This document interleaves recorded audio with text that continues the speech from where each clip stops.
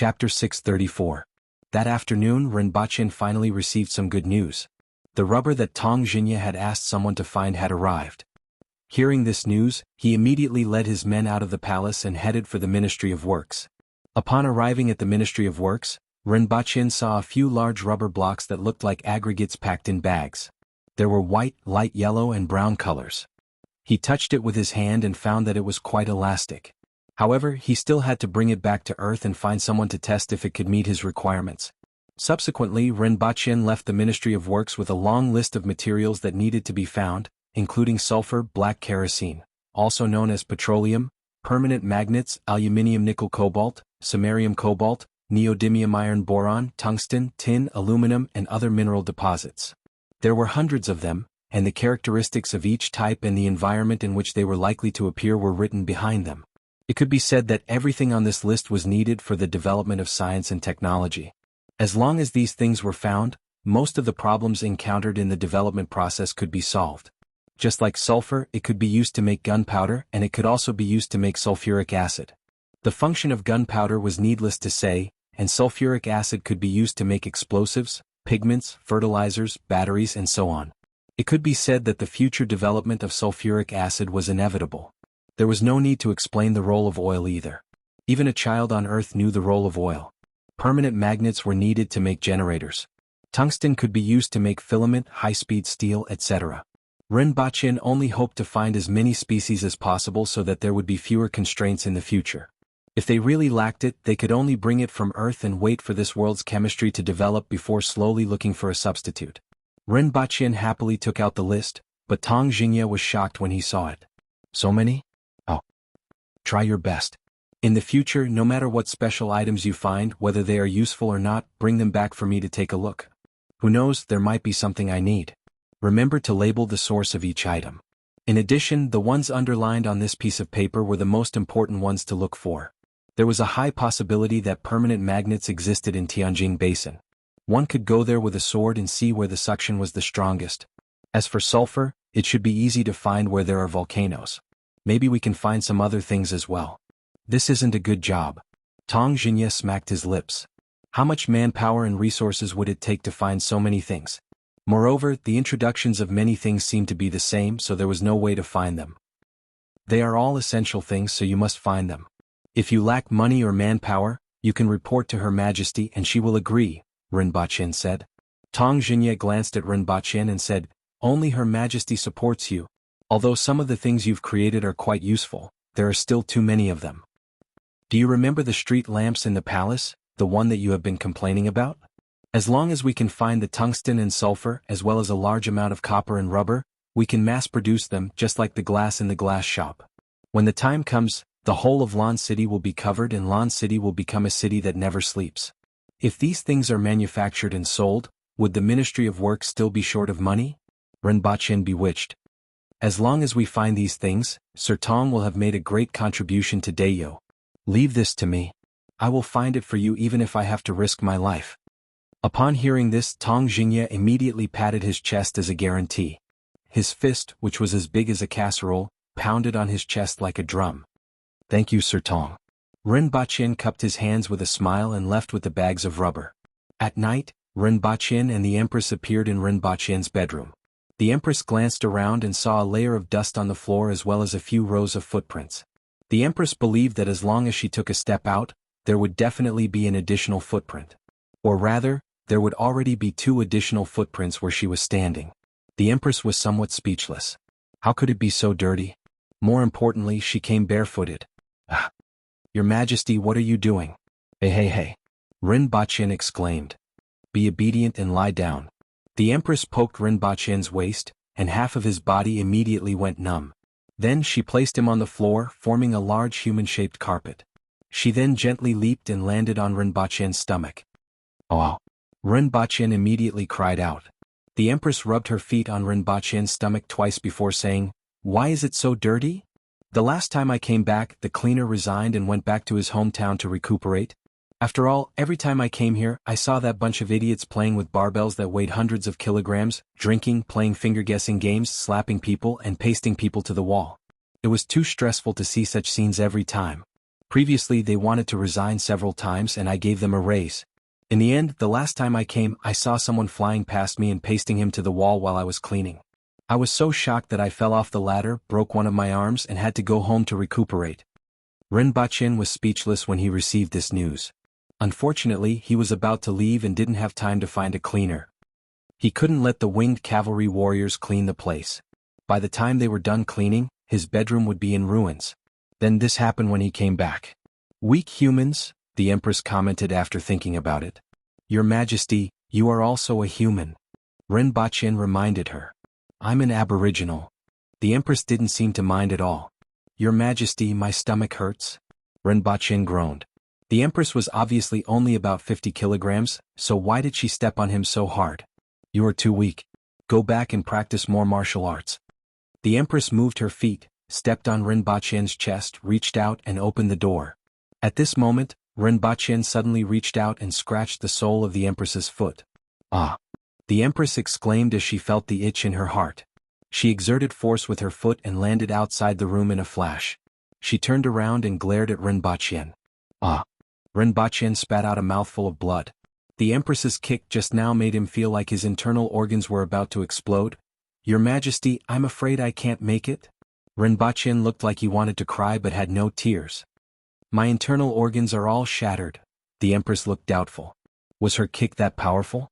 However, Rinpoche was still spitting out mouthfuls of blood. "Zixiao, you didn't mean it, so I won't blame you. It's just that before I die, can you fulfill a wish of mine?" Rinpoche put on a gentle expression as blood dripped from the corner of his mouth. It was like a scene out of a kimchi drama. The Empress's heart skipped a beat. Scenes from the TV series that she had watched immediately flashed in her mind. She couldn't tell what kind of feeling she had, but it felt like something was being torn apart. Then she carefully sensed Rinpoche's aura. The Empress stepped forward and kicked Rinpoche out of the window.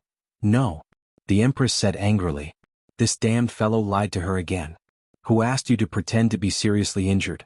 "I'll seriously injure you." "Your Majesty, this isn't right." Rinpoche was outside the window, experiencing the thrill of free fall. "Bang. Lady Boss? What's wrong with you?" Chapter 635. Your Majesty. Rinpoche was on crutches and his leg was in a cast. He wanted to cry but had no tears. He was really crippled this time. When he fell, his leg hit the barbell that those idiots used to exercise and it cracked. It was a tragedy. It was such a huge piece of plowed land, so it was fine to fall anywhere. Even an ordinary person wouldn't die from the height of the second floor, let alone Rinpoche, who was an intermediate man-wheel expert.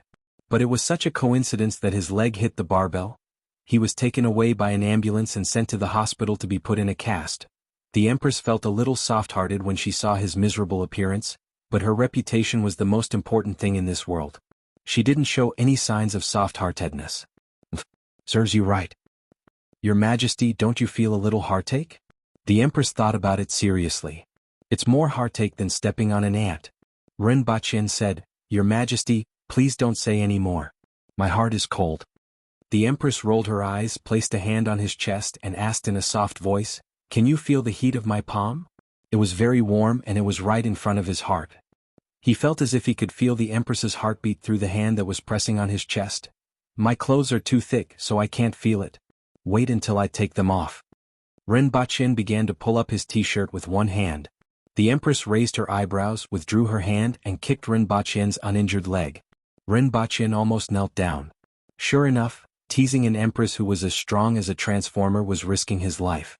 However, Rinpoche was enjoying it. Rinpoche originally wanted to go to the laboratory, but unfortunately he was crippled. He could only ask Shinfeng to fetch some rubber from him and then send the plan back. As time went by, the results from the laboratory increased. At least for martial arts below the man-wheel level, the Messier 87 department used the supercomputer to test countless possibilities, and the final 9th set of introductory cultivation could even reach the level of a top-notch martial art. However, after the man-wheel level, the progress was still slow due to the small number of samples. It was only a matter of time. Another important result was that the laboratory had made great progress in the field of brainwave reception through the study of the sword that could lengthen and shorten as well as bend and extend as needed. With the development of this technology, perhaps one day humans would be able to complete all tasks by thinking. For example, smart homes, weapon control, and all objects with receivers could be controlled by thinking. As long as such thoughts were in one's mind, one would be able to complete tasks that originally required fingers or voice. Although this was still very far away, Rinpoche was looking forward to the future. After staying on Earth for 2.5 days, Rinpoche brought the tested rubber and the Empress back to Dayo. The first thing he did was to break up the plaster and apply a layer of ointment on his legs. After that, he walked to the academy on crutches. As soon as he entered the school, he saw a bored lady standing in the courtyard. She looked dissatisfied when she saw him. She was dissatisfied that he had promised her that she could attend the class, but she didn't. Then she looked at Rinpoche's legs and pursed her lips. Her bright eyes were filled with schadenfreude as she asked, "Did he encounter domestic violence? You even know about domestic violence?" Rinpoche was a little surprised. He didn't expect such a modern term to come out of her mouth. "Humph, don't look down on me. I also went to a girls' school." Qing Lian's face immediately darkened. Great Xia actually has the term domestic violence. Rinpoche immediately changed his way of saying it. "If you know, why can't others know?" Qing Lian asked. Rinpoche spread his hands, walked toward the classroom with his walking stick and said, "Follow me. By the way, you have a dirty old man here. What does he do? He doesn't seem like an ordinary person." Qing Lian rolled her eyes and asked. The more she thought about how Li Fu suddenly appeared behind her that day, the more she felt that it was strange. How could she be bullied from behind without realizing it? Rinpoche laughed in his heart when he heard this. After tricking Li Fu into coming to Lan City for so long, he finally had a chance to show off. Casually he said, "How did you meet him? He's sweeping the floor." Other than Rinpoche, which other school in the world had the world's #1 expert sweeping the floor? Just thinking about it made him feel that he was being too pretentious. If word got out, it would scare half the martial artists in the world to death. Sweeping the floor? Impossible? Qing Lian's reaction was the same as what Rinpoche had expected. There are a lot of things that are impossible. Rinpoche continued to act nonchalantly and acted as if he didn't care. Qing Lian was suspicious. Could it be that she was too focused that day and didn't notice that he was behind her? Was he actually not the exceptional expert that she thought he was? However, the speed and strength of his kick couldn't be faked. How could such a person be sweeping the floor here? As she thought about it, Qing Lian slowed down and fell behind Rinpoche. Rinpoche entered the classroom and coughed. The originally noisy classroom immediately quietened down.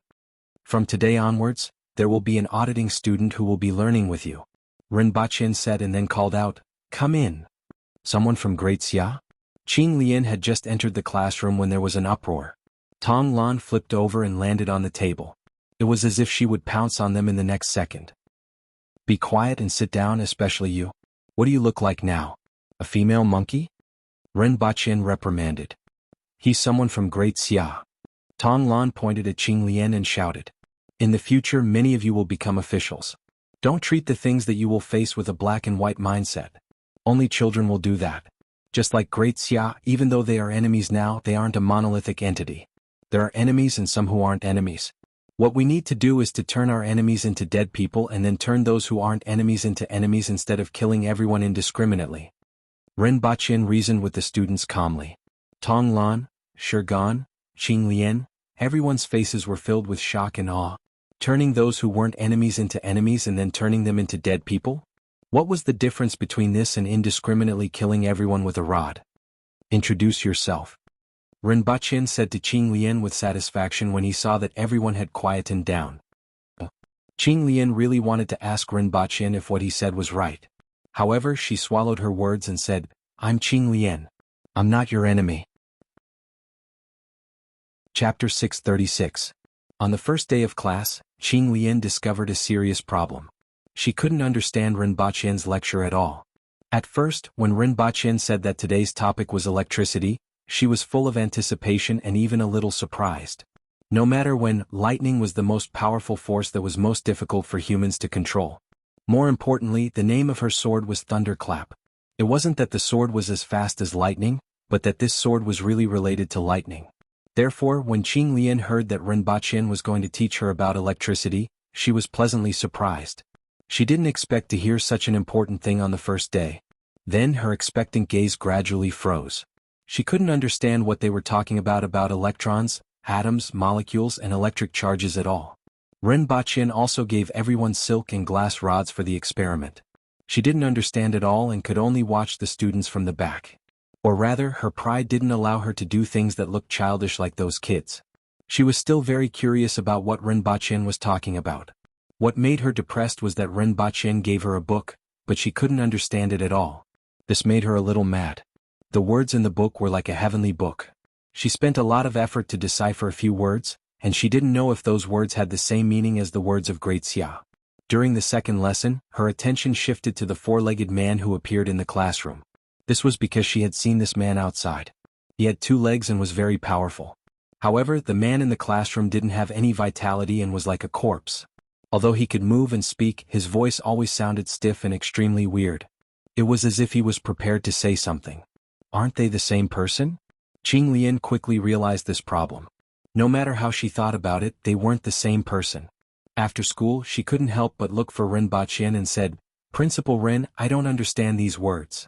Qing Lian was very reluctant to say this because it made her feel like she was illiterate. However, this was the truth. "Oh, you should study with the new students.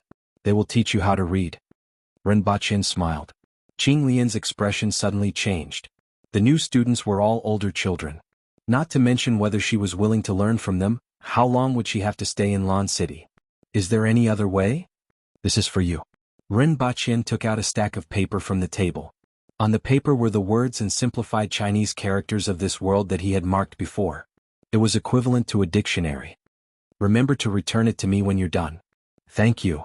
Qing Lian was delighted when she saw the content on the topmost piece of paper. With this, it would be much more convenient.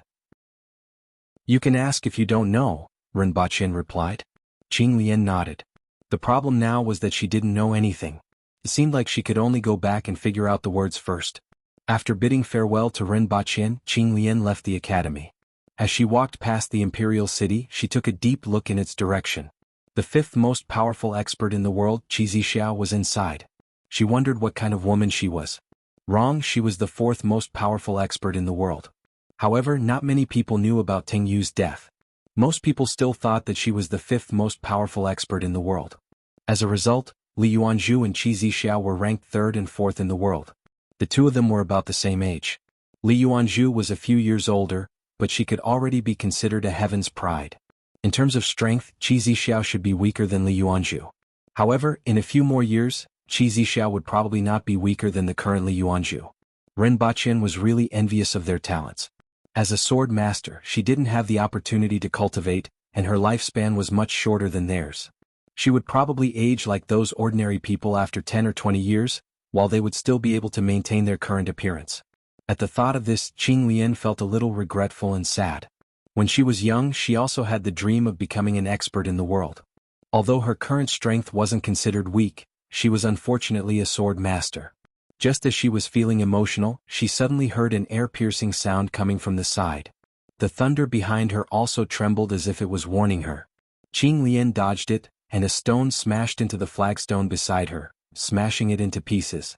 A little girl who was about 10 years old, dressed in a white silk robe, stood on top of the wall and looked at her with a fierce expression.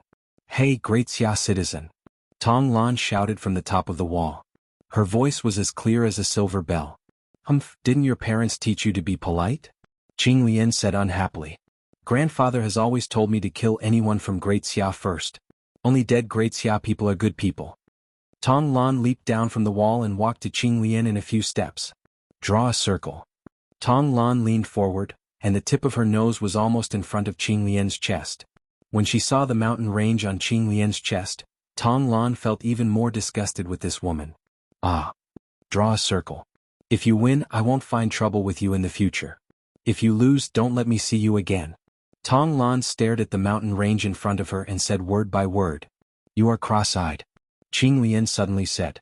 Tong Lan's face turned bright red, and she retreated a few meters away in a flash. "Don't say such useless things. If you lose, don't ever appear in front of me again." Tong Lan put her hands on her waist and stared at Qing Lian with a red face. "You were really cross-eyed just now. Also, I said before that we are not enemies," Qing Lian said. In any case, only dead Great Xia people are good people. Next is Great Xia people who are out of sight." Tong Lan raised her small face slightly. "What exactly do you want?" I said before that we will draw a circle and have a competition. Whoever is knocked out of the circle first will lose.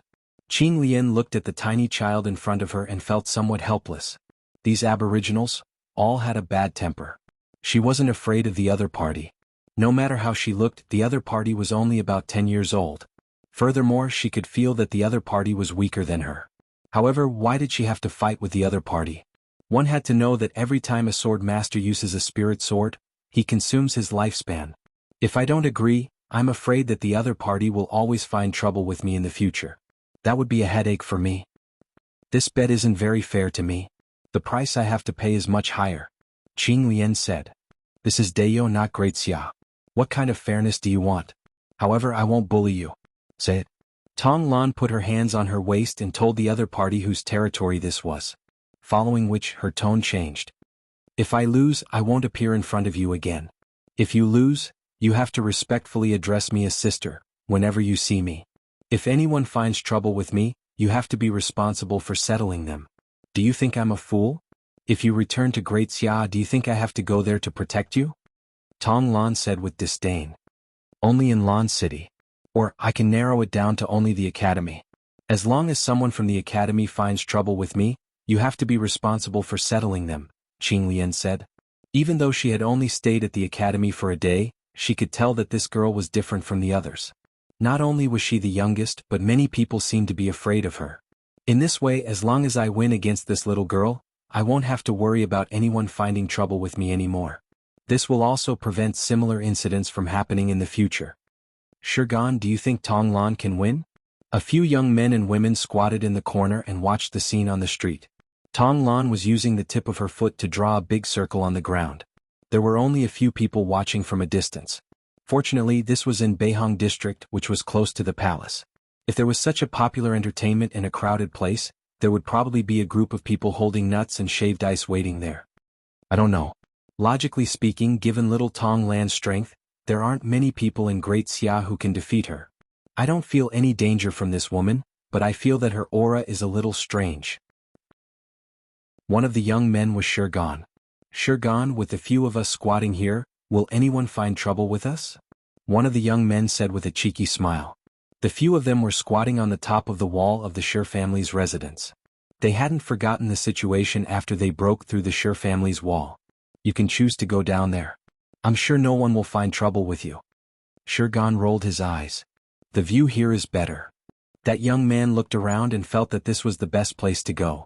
Should we inform Yague? Someone else asked. By the time Yague arrives, the fight will be over. Besides, he's just a person from Great Xia.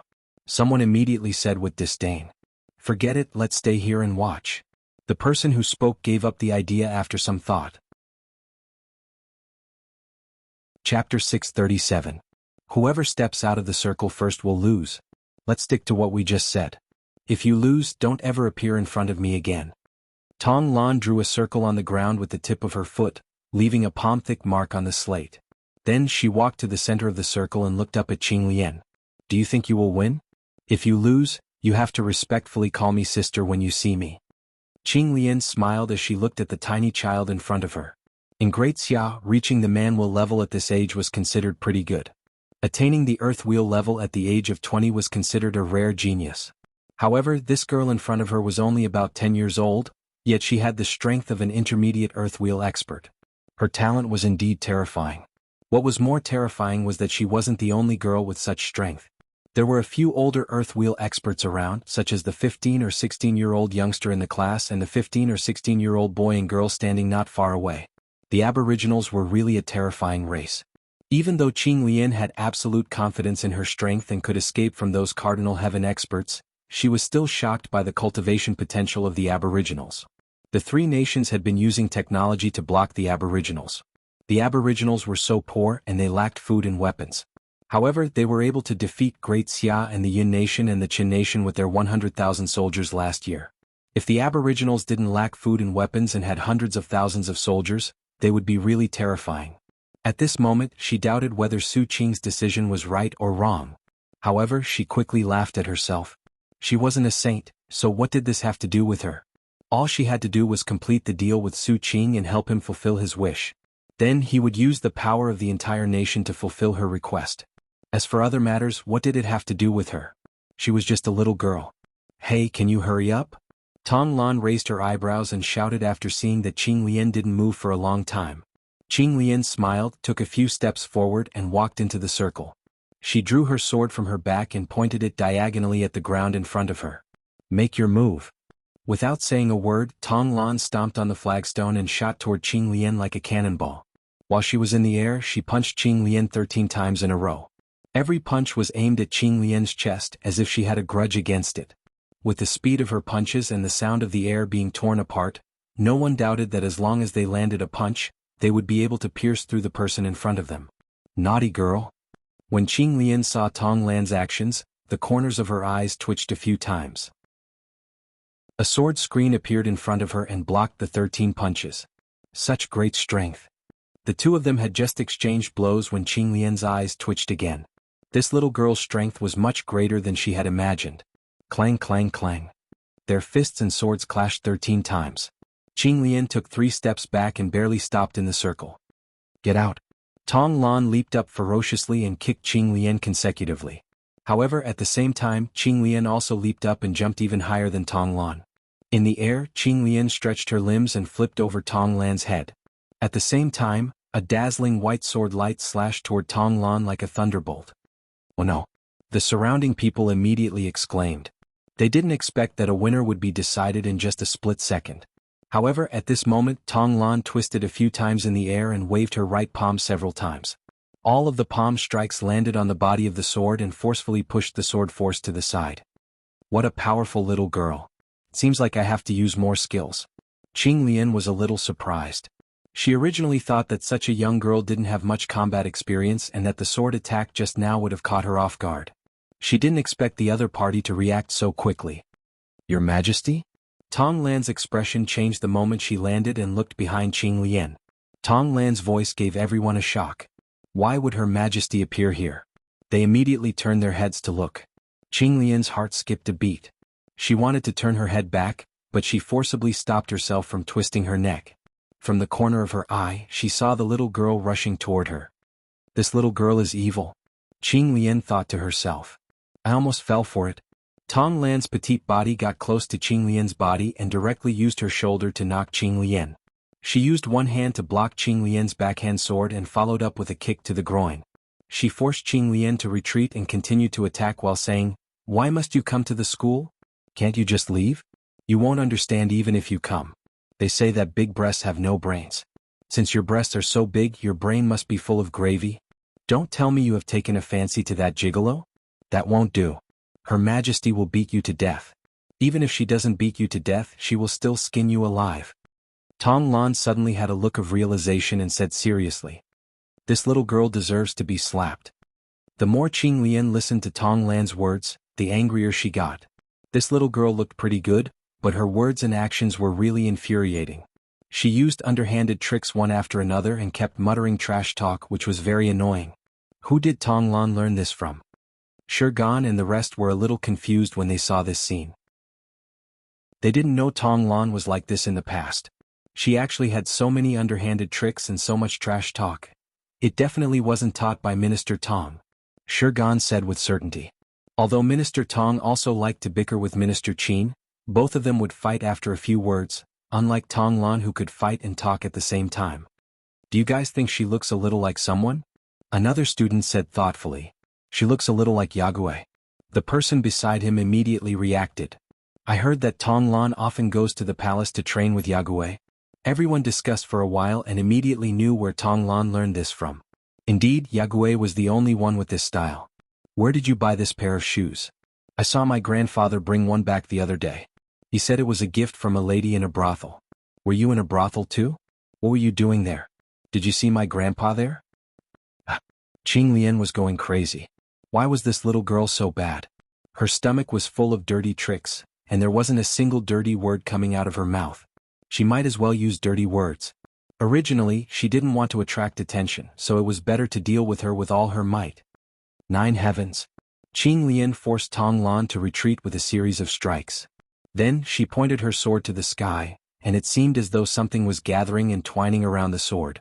Shurgan's facial expression changed immediately. This is bad. Tong Lan's facial expression also changed. She kicked her feet repeatedly, and two shoes came out of her feet and flew towards Qing Lian's face. Chapter 638. At this moment, the sword in Qing Lian's hand shone with a greenish-blue radiance, as if there were electric arcs twining around it. Calamity. Qing Lian didn't listen to Tong Lan's trash talk and slashed out with her sword. Before the sword landed, everyone around felt a gust of wind.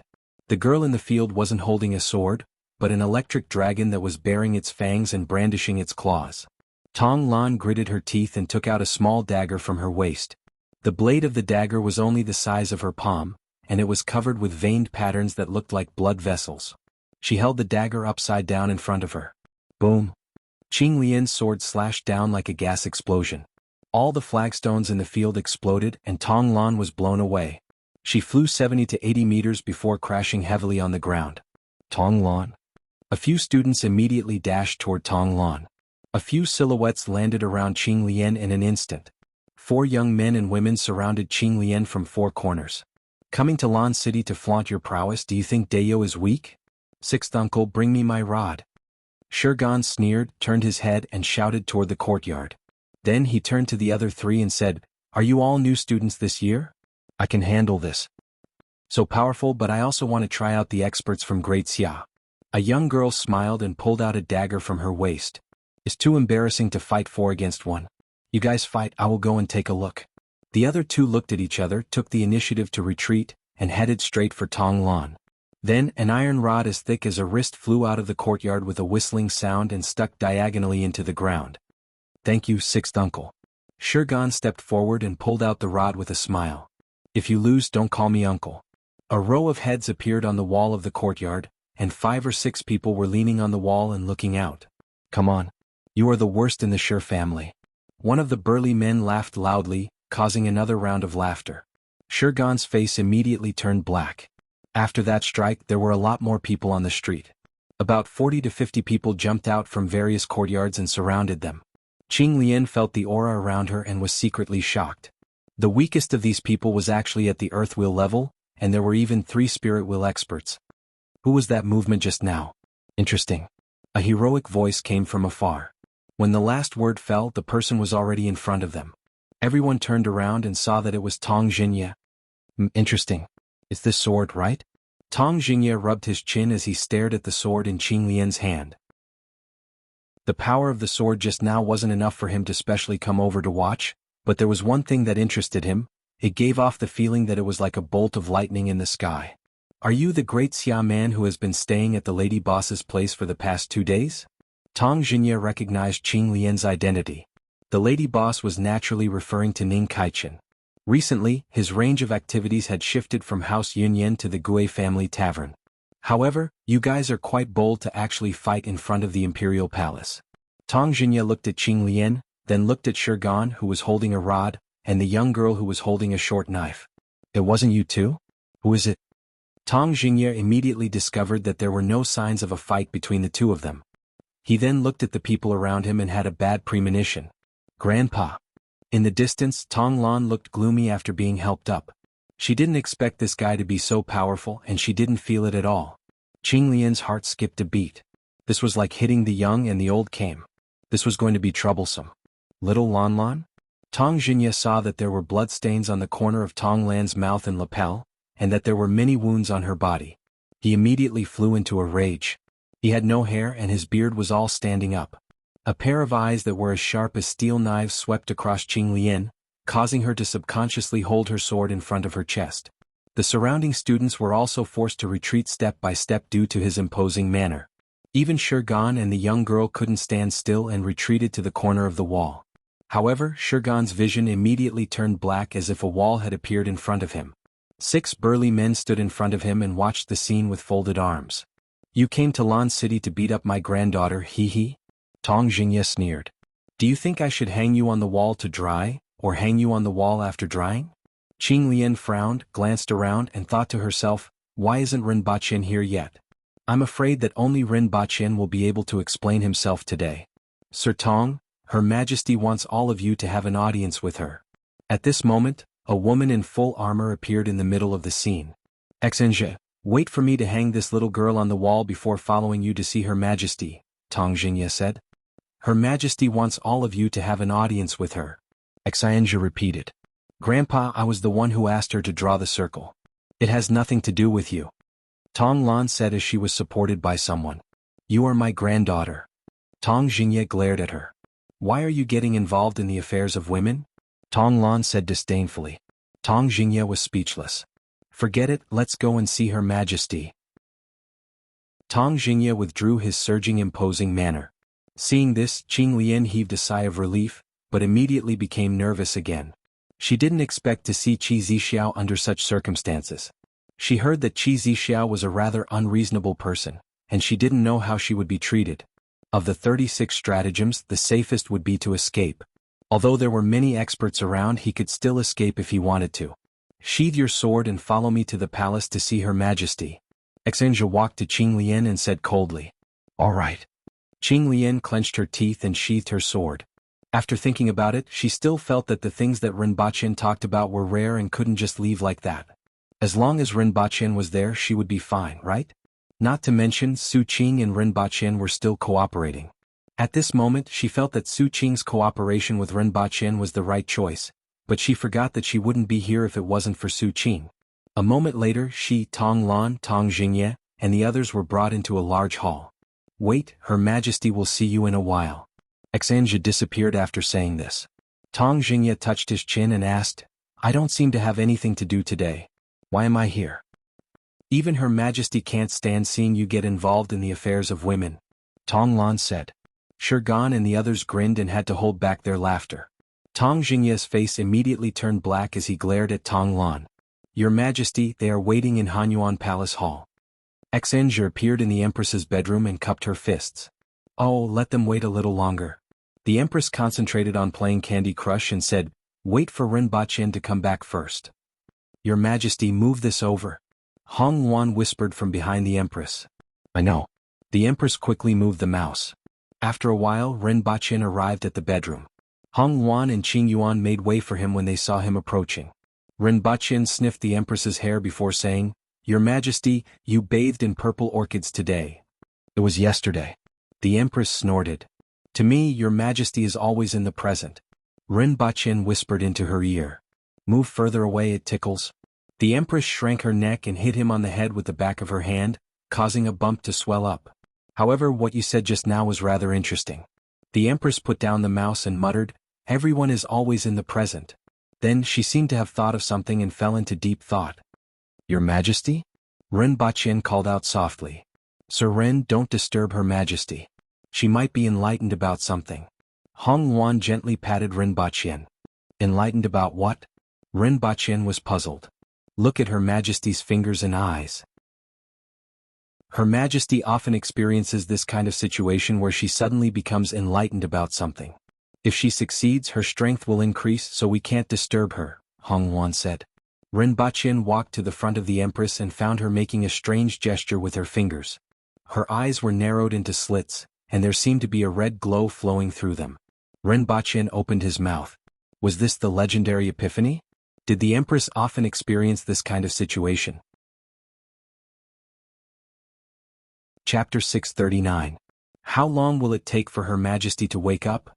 Rinpoche circled around the Empress twice and saw that her face was different from the past. She was not as spirited as she used to be, and her eyes were slightly squinted. Rinpoche always felt like reaching out to pinch her.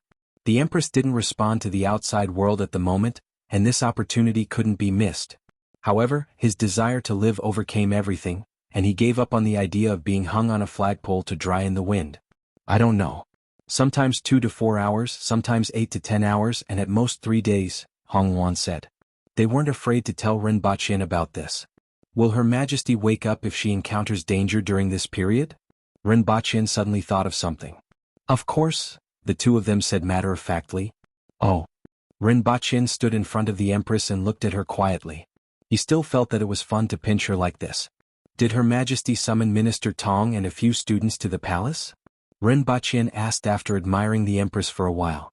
He knew about this before he came back, but he didn't expect the Empress to suddenly enter a state of enlightenment. Yes, but we have to wait for Her Majesty to wake up, Qing Yuan said.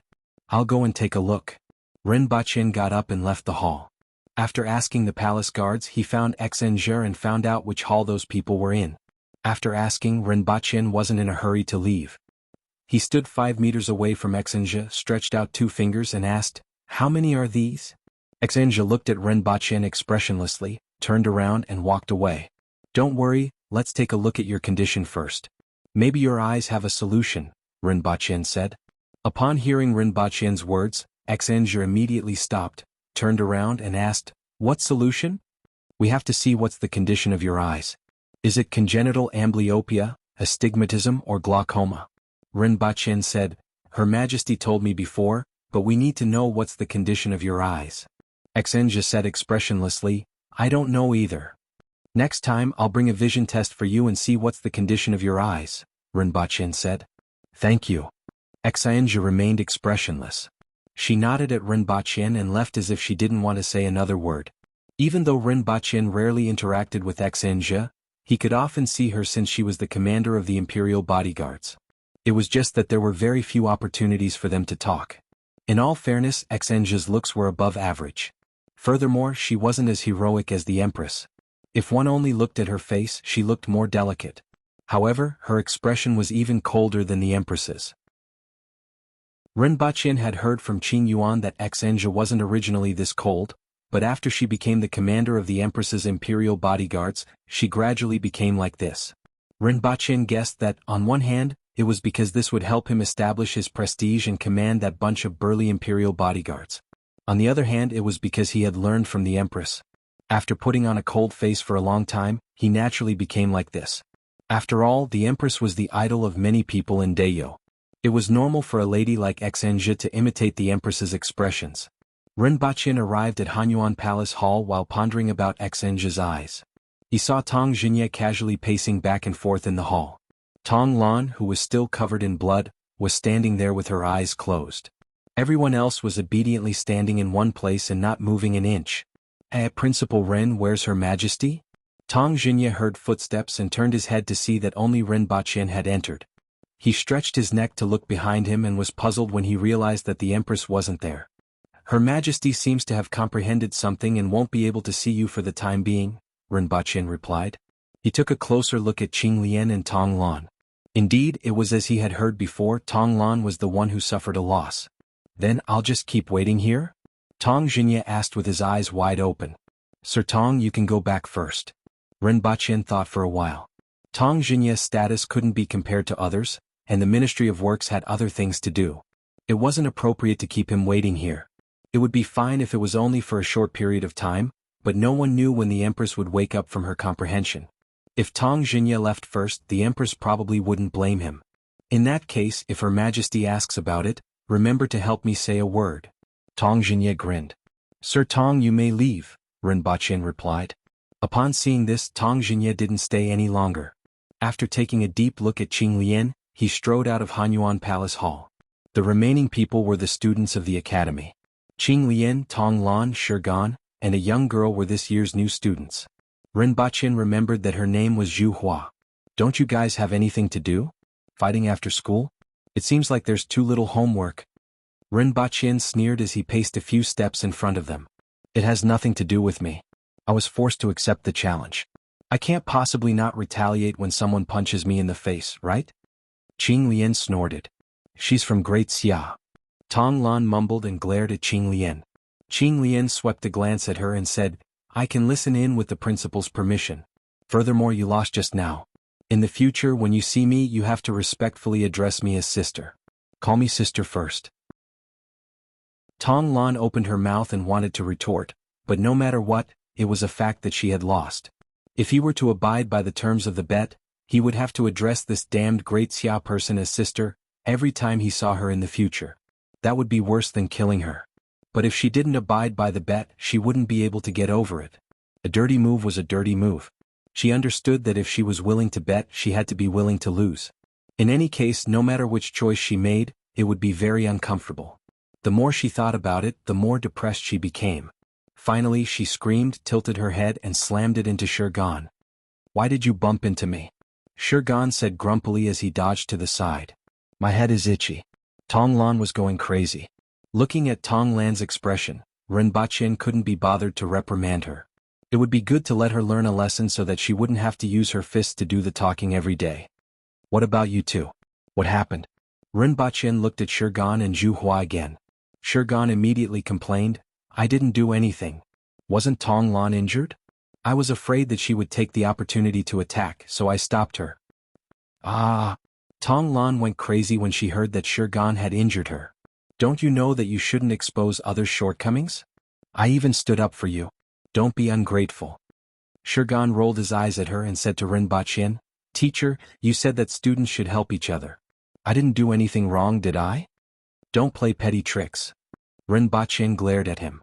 When he arrived, he heard what happened from the others, and it was obvious that Shurgan wasn't telling the truth. What about you? He looked at Zhu Hua again. Zhu Hua glanced at both sides and looked away. You got into a fight after just a few days in school? You're also a talent. I didn't fight. Zhu Hua immediately said. You didn't fight, but you used a knife, right? Rinpoche sneered. This group of students was really talented. They brought knives, daggers, and swords to school. He wondered if they would bring mace in the future. I only took out a knife and didn't fight, Zhu Hua argued. According to the law, fighting in private in Lan City without reporting to the Public Order Bureau will be punished with 3 lashes. Furthermore, this matter was brought to the attention of Her Majesty. Your crime will be increased by 10 times, and each of you will be punished with 30 lashes. Now that Her Majesty is busy and can't take care of you, I will give you a chance to copy the 3-character classic 100 times each. You can go home when you finish. Starting tomorrow you will have to clean the toilets for a week, Rinpoche said. When they heard this, their faces immediately turned bitter. Whether it was copying the 3-character classic 100 times or cleaning the toilets, it was like torture to them, and it wasn't much better than being whipped. Furthermore, it had always been one more crime. How could there be 10 more crimes? I don't accept this. Qing Lian's eyes widened. She, a great expert, actually had to copy books and clean toilets in Lan City? This couldn't be tolerated. If you want to listen in, you have to abide by the rules here, Rinpoche said coldly. This matter has already been brought to the attention of Her Majesty. Do you think you can escape? Teacher, I'm hungry. Shurgan licked his face. Since you are so energetic, it's fine to starve for a few meals. Rinpoche left everyone in the hall and went out to get someone to bring him pen and paper. Chapter 640. Oh, you wrote quite fast. Rinpoche took the stack of papers from Shurgan. Shurgan knew very well that he was living under another person's roof, so he immediately replied, It's all thanks to teacher's good guidance.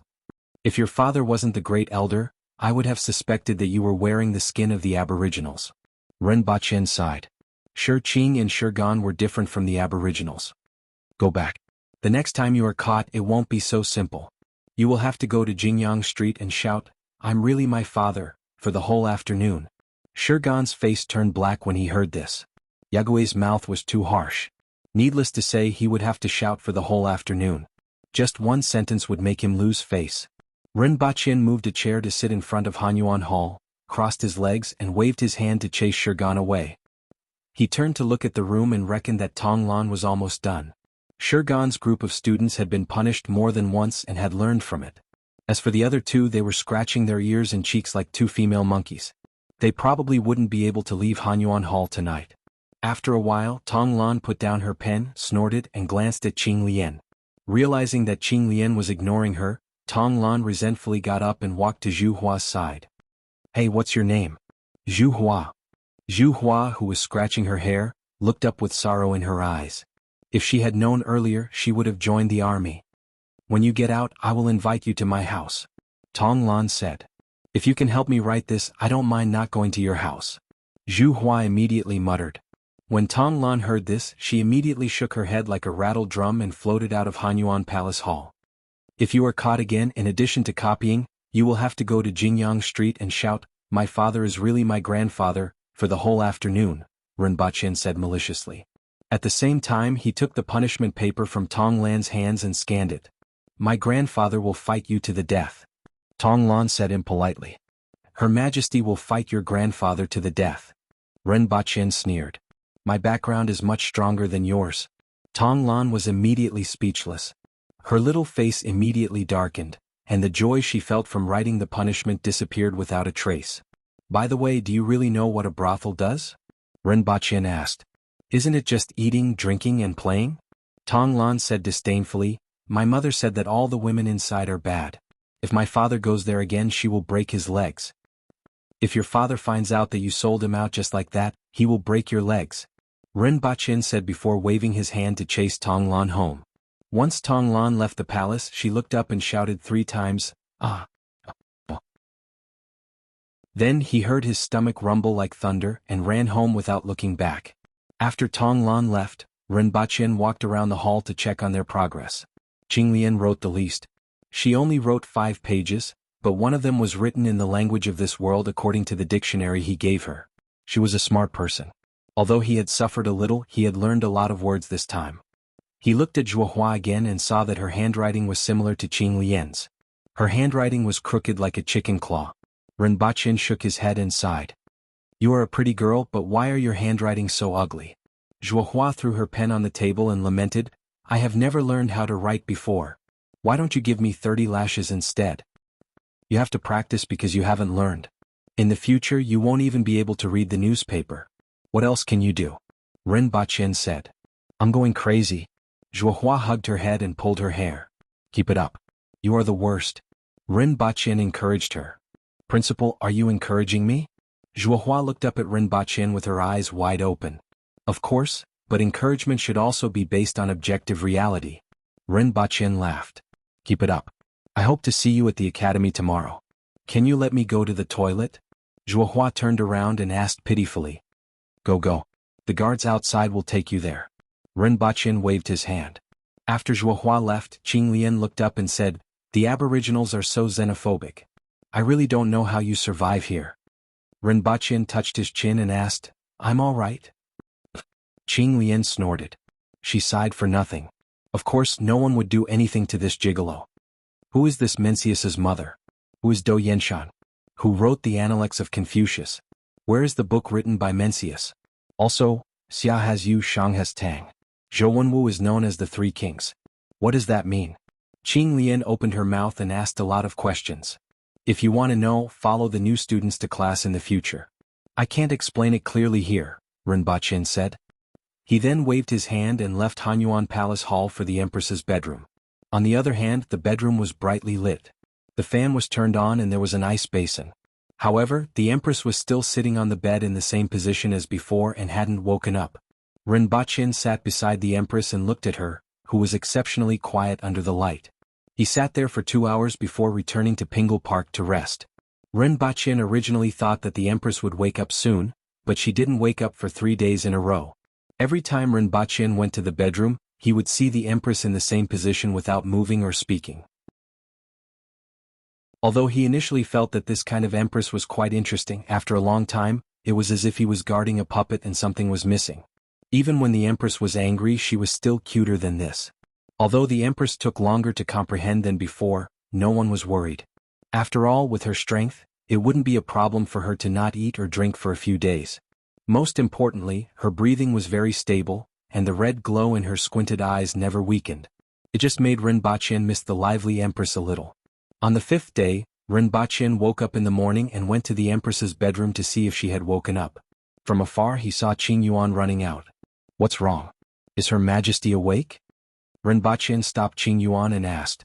She just woke up. I'll go and prepare some food for Her Majesty. Qingyuan bowed to Rinpoche and hurriedly ran away. Rinpoche was relieved to hear that the Empress had woken up. She had finally woken up. He hurried to the bedroom and saw the Empress sitting there in a daze. If it wasn't for her extremely bright eyes, he would have thought that she was still comprehending. Your Majesty, how do you feel?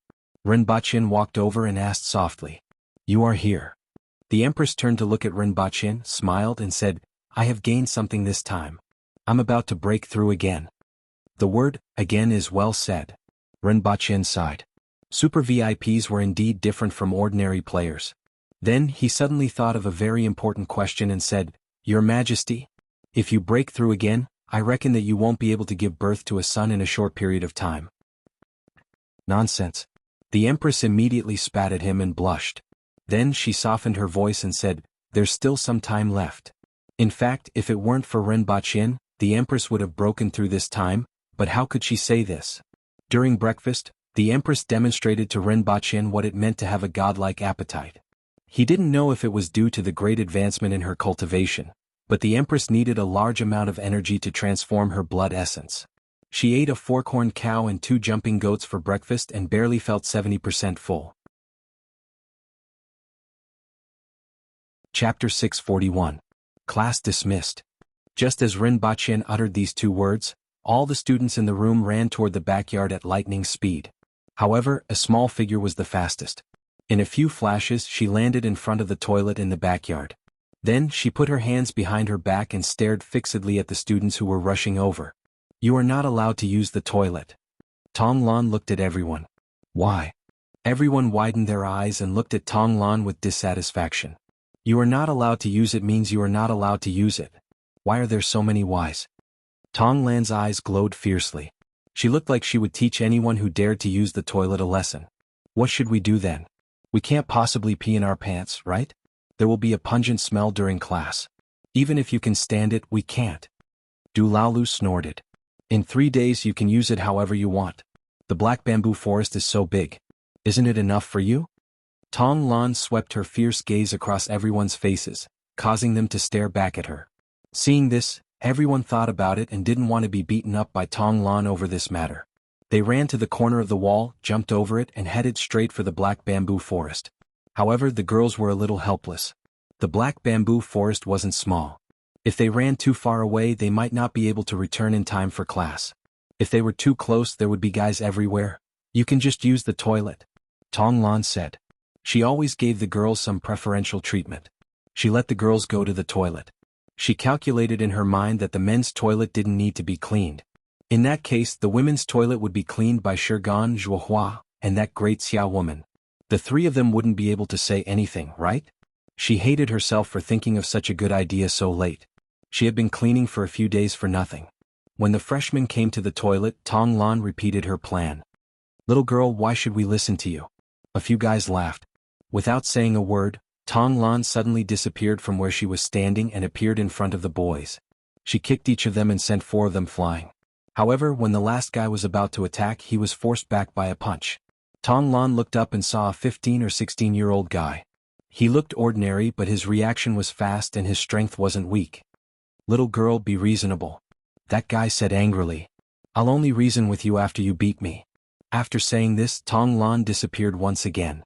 When she reappeared, she was above the boy's head and stomped down on his head.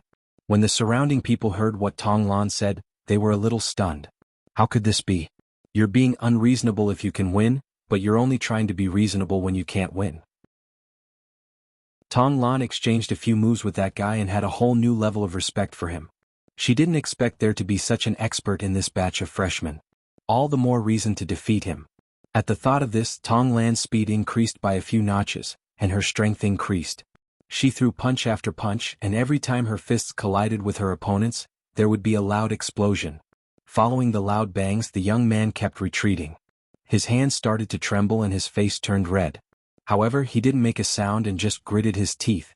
However, it seemed like he couldn't hold on much longer. Tong Lan made a half-turn in the air and punched the other party's chest again. The young man couldn't block it anymore and flew out like a cannonball. "Umph." Tong Lan immediately stopped, and her small face was full of ferocity.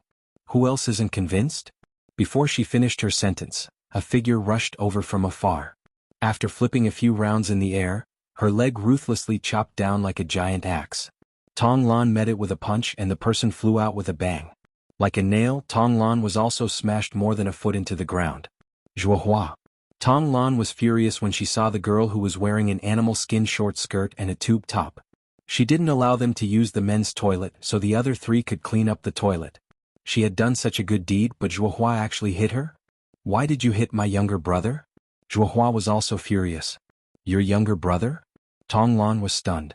She looked at the young man who had just run back and was sent flying by her. She couldn't see any resemblance between him and Zhuohua, be it the shape of his face or his eyes. No matter how she looked at him, there wasn't any resemblance. "My 3rd uncle's younger brother," Zhuohua said angrily. "I didn't know." Tong Lan mumbled softly. Then she raised her head and said, I'm helping you guys relieve the pressure of cleaning the toilet. It's your brother's fault. What exactly is going on? Zhuohua looked at Tong Lan and the youth before asking. The young man snorted as he recounted what had just happened. You are too overbearing. Zhuohua glared at Tong Lan. You don't know how to appreciate my kindness. In any case, we can't use the men's toilet. Tong Lan gritted her teeth. No need, no need. Zhuohua said coldly. She turned to her brother and said, There's a huge purple bamboo forest behind us. You guys aren't afraid of being seen. Go there. A moment later, many freshmen appeared in the purple bamboo forest. No matter how they thought about it, they felt that something was amiss. Why did they have to go to the bathroom in the forest? Was there something wrong with it? Ren Bachien sat in his office, looked at the people in front of him and said, Aha, it wasn't easy for me to make these students develop the habit of going to the toilet. Just because you don't clean up as much, you broke this rule? And it's only been a few days and you're already fighting in school? Tong Lan was hesitant. At this moment, should she lower her head and show her remorse or raise her head and show her pride? She was Tong Lan, a genius. Of course he couldn't lower his head like those idiots. Thinking of this, she raised her face proudly. This is Zhuo Wei's first offense. Copy the 3-character classic 100 times and clean the toilet for a week starting from next week. As for the two of you, it hasn't even been a week and you're committing the same offense again. Copy the 3-character classic 200 times and extend your toilet cleaning time by half a month. When Zhuohua and Tong Lan heard this, their faces turned green. The fear of the 3-character classic surged into their minds again. Ever since he finished copying the last time, he had been dreaming about the 3-character classic for the past few days. He actually had to copy it again, and this time he had to copy even more. Principal, please whip me instead. Zhuohua said with a bitter expression. 60 lashes? Ren Bachien asked. Zhuohua nodded with a bitter face. She would rather be whipped than copy the 3-character classic. The whips of the Public Order Bureau are woven from the skin of the tail of a spiked dragon. There are barbs on it and a layer of skin will fall off after being whipped. If you suffer 60 lashes, I reckon that you will be disfigured. Ren Bachien said faintly. Are there any other punishments? Don't make me copy the 3-character classic. Zhuohua was on the verge of tears. Otherwise, how can I teach you a lesson? All of your brains are muscles and your actions are faster than your brains. Go back and copy it, but you can copy it at home this time. Hand it over to me in 2 days. That's not right. Tong Lan suddenly said. What do you want to say? Ren Bachien looked over. Fighting in Lan City is only 3 lashes. Last time, you said that the punishment would be increased by 10 times in front of Her Majesty. This time, the punishment is obviously not in front of Her Majesty, so why is the punishment so heavy? Tong Lan looked up unconvinced. Ren Bachien sneered, I'm the principal, so what I say goes. The punishment for fighting in the school will be increased by 20 times. Tong Lan's face turned red with anger. She stared at Ren Bachien fiercely as if she wanted to pounce on him and bite him. After holding it in for a long time, she said, You are abusing your power. Yes, you are not clear about the rewards and punishments and you are abusing your power. Well, that's right. And then? Ren Bachien crossed his arms and looked at Tong Lan with an amused expression. The Zhuohua siblings were stunned. You admit it? You actually admitted it so casually? I won't give in. Tong Lan mumbled "I" for a long time but couldn't think of anything to do with Ren Bachien. Her face turned from red to black and she ran out screaming. Do the two of you have anything else to say? If not, go back to class. Ren Bachien looked at the siblings again.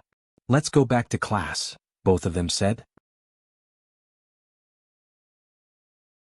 Chapter 642. After the Empress woke up from her enlightenment, she pondered for another 2 days, or rather, settled down for 2 days before returning to normal. Follow me out of the palace. As soon as Ren Bachien returned to the palace, he heard the Empress say this. We won't be having lunch in the palace either. Is your Majesty in a good mood today? Ren Bachien laughed. I'm fine. It's just that I'm a little bored. The Water Empress said lightly.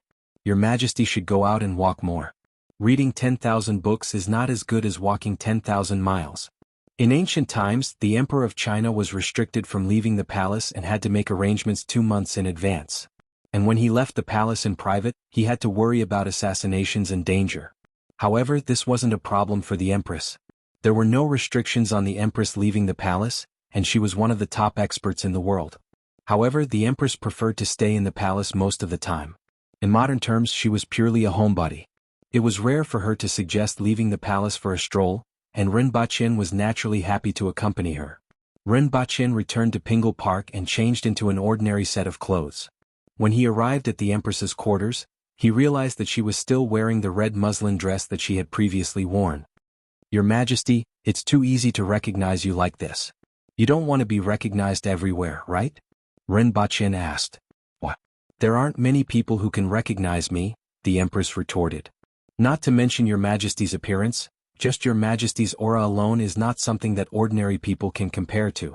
Even those who have not seen your Majesty before can sense it. Moreover, there are many people in the city who have seen your Majesty before. As long as they see you once, they will definitely not forget you. In addition, I'm by your side. I'm afraid that many people will think that the two of them are walking together." Rinpoche laughed. The empress frowned and thought about it. Sure enough, it was easy to be recognized with Rinpoche by her side. She looked at him and said, "That's your fault." Rinpoche shrugged. "I don't want to change my clothes." The empress was a little worried. In Rinpoche's eyes, the frown on her face because she didn't want to change her clothes was a little cute. "Your Majesty." Rinpoche thought for a while and remembered that there was an ancient question and answer that was very suitable for this situation. The ancient said, "When naked, should you cover your upper body or lower body?" Answer, "My face is blocked. I'll cover my face then." Rinpoche spread his hands again. The empress originally thought that he would have some good suggestions, but she didn't expect him to actually give such a constructive suggestion. "I'm serious," the empress repeated earnestly. "I'm serious as well." Rinpoche asked, "Is there any other way?" The empress thought about it seriously. It seemed that there was really no better way. A moment later, the empress appeared in a red muslin dress with a white undergarment underneath. Her face was covered with a red scarf. On the other hand, Rinpoche was wearing a green robe with a black cloth covering his face. The two of them swaggered out of the palace. The guards behind them looked like they wanted to laugh, but at the same time they didn't want to. "I feel that this is very silly," the empress couldn't help but say. "I'm really out of my mind today. I actually believed your nonsense. When I get back, I'll order 2 sets of clothes. One set will have female written on the chest and big written on the back. The other set will have male written on the chest and thief written on the back." Pfft. The empress spat. The two of them strolled through Beihang district, attracting countless gazes. After all, with their attire, it was hard not to attract attention. "I remember eating here when I was young and the taste was pretty good," the empress said as she looked up at the signboard when they walked past a restaurant. "Do you want to go up and try it? I haven't had lunch yet." Rinpoche stopped and looked up, only to see the words Shanhui Restaurant. If he remembered correctly, this restaurant seemed to be a place that the children of the officials liked to hang out. He wondered if the empress would put on a thrilling show when she went up there. The empress really had this idea. She immediately nodded after hearing Rinpoche's words and said, "All right." Seeing the empress nod, Rinpoche immediately became excited. He was waiting to see who would be unlucky. He pulled the empress into the restaurant and headed for the 2nd floor. "Customer." A burly waiter with a face that looked more like a bandit than a waiter immediately tried to stop the two of them. "Are we not allowed to go up to the 2nd floor?" Rinpoche asked, wondering why the show was about to start so soon. "Of course not. It's just that there are too many people on the 2nd floor and it's a little noisy. It's fine if the two of you want to go up." The fierce-looking waiter waved his hand and sounded simple and honest. Those who could wear gauze in Lan City weren't ordinary people. Those who could work as waiters here were definitely not fools. How could they not be tactful? "It's fine. We like it when there are more people. The livelier it is," Rinpoche said.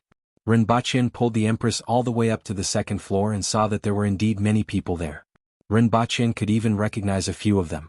Hong Wu's granddaughter Hong Xian, Lu Ruoyao, and Du Changkong's 2 cousins were actually there. Rinpoche even saw 2 students from his school. One was Du Laolu and the other was Su Peng.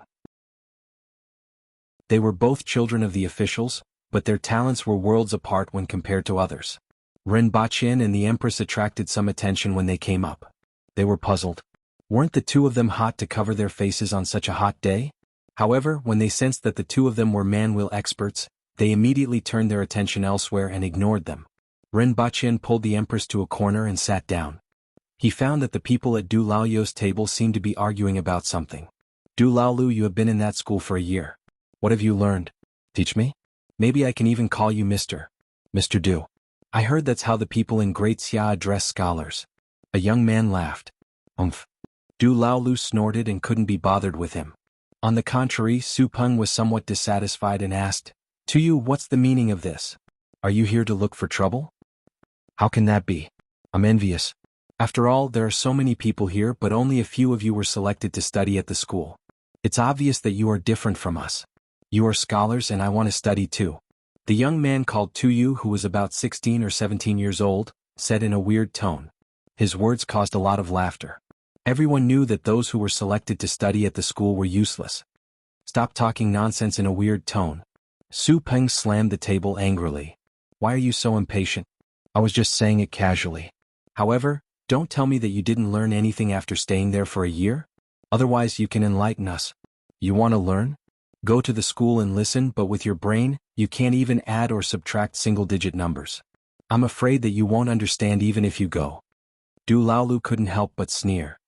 "That's why I asked you to tell us, right?" Tuyu didn't take it seriously and smiled at the others instead. "What's there to talk about with you? Do you know chemistry? Do you know physics? Do you know what a lever is? Do you know what an internal combustion engine is? Look, you don't even know what I'm talking about. What's the point of me telling you? Have you heard of playing the lute to a cow?" Du Laolu sneered. Chapter 643. What's the point of talking about those things that you don't understand? Tuyu was annoyed by Du Lao's sarcasm. "You won't understand even if I explain, so there's no need for me to waste my saliva." Du Laolu spread his hands and raised his face as if he was looking down on Tuyu. He was very familiar with this expression as it was always on her face. "What can you bunch of useless people do?" Tuyu was infuriated by Du Lao's expression and shouted. The people around them didn't stop the two of them from arguing and looked like they were watching a good show. Ever since Du Laolu and Su Ping entered the academy, they had drifted apart and weren't on the same path anymore. "At least the salt you are eating now was produced by Yagué in the mountains." Du Laolu laughed. "That has nothing to do with you. I can only say that the gigolo is indeed capable." After being suppressed by Du Laolu, Tuyu's imposing manner immediately dropped. However, he gritted his teeth and said, "That's all he's capable of. He can't even beat an ordinary person, let alone you bunch of useless people." Du Laolu was annoyed by Tuyu calling him useless people. With a livid face he said, "It's not up to you to say whether I'm useless or not. Great Xia isn't governed by a strong fist, but by a good brain. Yagué's martial arts aren't great, but he can do much more than people like you. We haven't done much yet, but our big guy is more useful than 100 of you." Du Laolu stood up from his chair and said, "Let's go." Su Peng also stood up with a sneer and swaggered off with Du Laolu. However, before the two of them could take 2 steps, the table behind them flew up with a bang and crashed into their backs. The food spilled all over the floor and a lot of it landed on them. "Ha, what can you two useless people do?" Tuyu sneered. "You."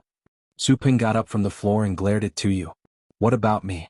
The one with the biggest fist is the boss. This has been the case since ancient times." Tuyu laughed and said, "You are just useless people who have been abandoned. Do you really think you can learn anything from that gigolo?" "Su Peng, let's go." Du Laolu suppressed his anger, glanced at Tuyu and pulled Su Peng away. "By the way, Du Laolu, you like Shijiua, right? My father went to propose the day before yesterday, and her father also agreed." Tuyu laughed loudly again. When Du Laolu heard this, he stopped in his tracks and clenched his fists tightly. "According to Great Xia, she and I are a well-matched match. How can a good-for-nothing like you be worthy of her?" Tuyu said from behind Du Laolu. "Tuyu?" Hong Xian shouted coldly. "Hong Xian, this has nothing to do with you. This is between him and me." "Wrong, it's a matter between me and Shijiua. I'm just informing him that he can come and watch the ceremony." Tuyu glanced at Hong Xian and said fearlessly. "Furthermore, you don't seem to have any friendship with this trash, right?" Hong Xian snorted coldly and didn't say anything else. "Old Six, let's go. I'll accompany you to ask around." Su Ping pulled Du Laolu along. "What do you want to ask in my old wife's house?" Tuyu teased. Du Laolu pursed his lips tightly and didn't look back as he walked down the stairs step by step. Su Ping followed him worriedly. "You caused trouble for Du Laolu today because of Shijiua, right? I know that you like Shijiua, but it doesn't matter if you caused trouble for him. However, if he hears what you said about the principal of the Black Bamboo Academy, You won't have a good time, someone said. It's just a few words of truth. What can he do to me? Tu Yu frowned and said forcefully, let's go. Hong Xian got up and left and a few people followed suit. I quite like what you said. Lu Royale patted Tu Yu's shoulder and hurriedly followed suit. Du Changkong's two cousins got up and left as well. More than a dozen people left one after another, and the second floor was suddenly half empty. Seeing this, the others felt that it was pointless and got up to leave. When the food was served, only Ren Baqin and the Empress were left. Seeing that there was no one around, the Empress and Ren Baqin removed their veils. Are you angry? The Empress asked. It's not worth it. Ren Baqin shook his head. In all fairness, it was impossible for him not to be angry when he saw his students being treated like this. On the contrary, he didn't care about the words that were said about him. However, after thinking about it carefully, the thoughts of these young people were probably the thoughts of most of the officials in the imperial court. After all, it wasn't easy to change decades or even centuries of knowledge. Their eyes and thoughts had long been blinded.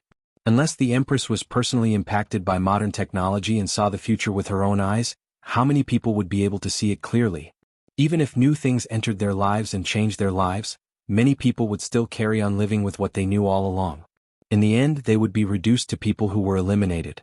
Not to mention now, many of the things that he did were only known by the Empress and a few people. Most people were unaware of it.